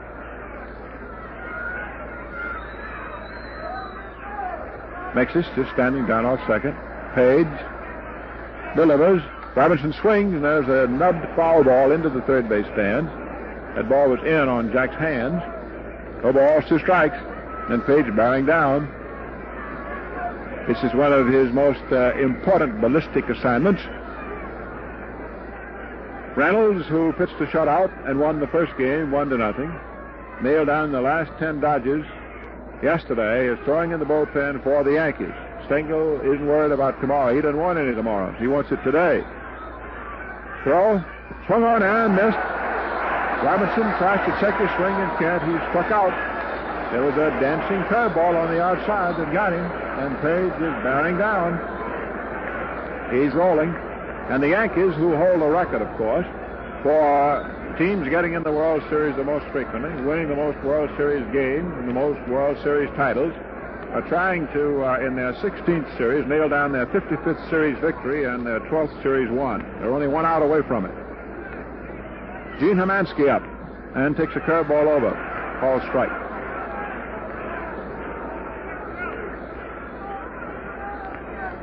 Outfield step toward right. 10-6 favor New York.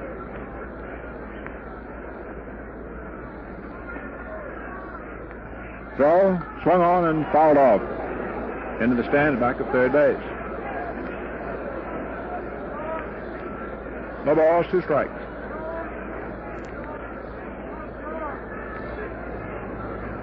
Well, this is the third meeting between the Yankees and the Dodgers in the Fall Classic, and they'll be meeting some more.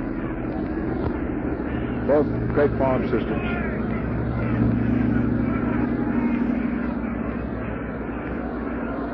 Maskey holding it club down by the end. The Dodgers down to the last strike of their last out. Trailing by 4 with a man at second. Page. Finest relief pitcher in the trade these days. Trying to finally put the Yankees in the clubhouse victorious. Let's see. The pitch. Too low, under the knees, and it is ball one. 1 ball, 2 strikes. 1-2.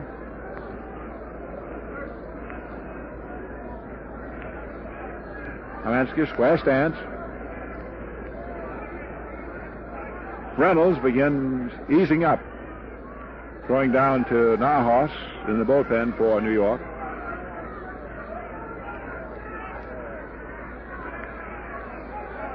Page studies the sign. Big fella ready, delivers. A curve low. Ball 2. Ball game is still alive. 2 balls, 2 strikes.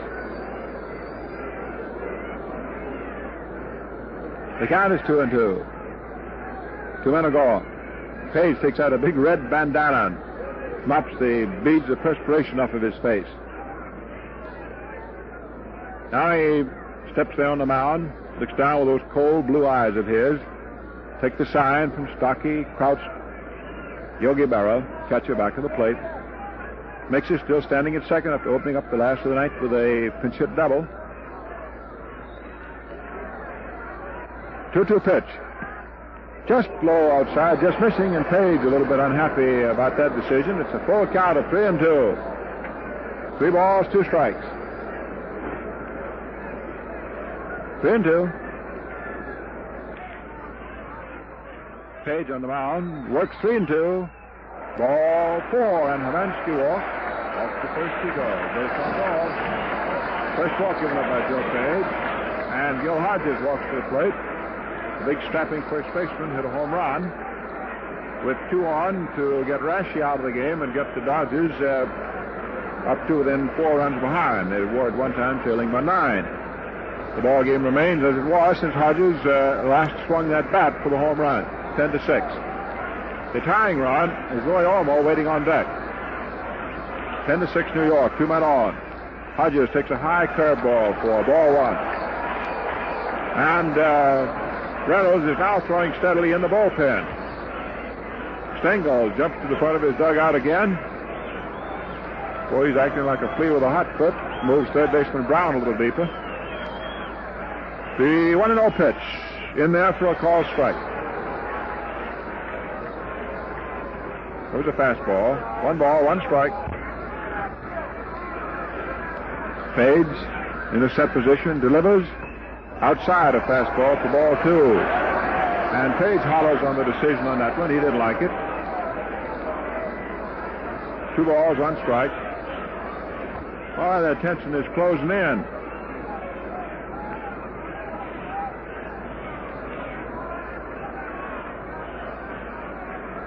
Hodges under orders, of course. The manager shot and pitch by pitch. The 2-1 pitch is swung on, a high foul, back out of play on the screen. It's now 2-2. 2 balls, 2 strikes. Fades again with that red bandana. Stengel walking down to the water cooler. That wobbling, familiar walk of his.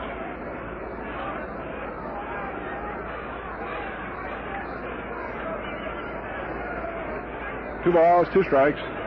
Stengel standing up. He's not even sitting down. The 2-2 pitch is swung on and missed, strike 3. And the Yankees are champions again. For the 12th time, the Yankees are champions of the world. And Joe Page is being surrounded by his teammates. Casey Stengel out there to shake him by the hand. And so, I guess the story right now is Casey Stengel, who was with the first, played in the very first game in this ballpark at Ebbets Field, 1913. It was a long time, but he comes back as manager of the world champion New York Yankees. So that does news it. That wraps it up. So that's all for that one. I'd like to congratulate both ball clubs. I'd like to congratulate the work of the umpires on the handling of the game by Commissioner Chandler and his staff. And without further ado, Mel, it's nice to work with you, and congratulations on your assignment. Give my best to Stengel and the Yankees. The Yankees, champions of the world in 1949, winning it 4 out of 5, and finishing with Joe Page artistically nailing it down. Okay, Mel, here you are. The best of luck. Thank you very much, Red. And again, let me just say that it was a tremendous pleasure, as it always is, and I hope we'll have the opportunity of working together again in the future. And so the Yankees win their 12th World's Championship in 16 series in which they have participated, and that is the 4th time that they have won a World's Championship in 5 games. The totals: the Yankees 10 runs, 11 hits, 1 error, 9 left on. The Dodgers 6 runs, 11 hits, 2 errors, and 9 men left on. Vic Raschi is credited with the win, his first World Series victory, while the loser is Rex Barney, his second defeat.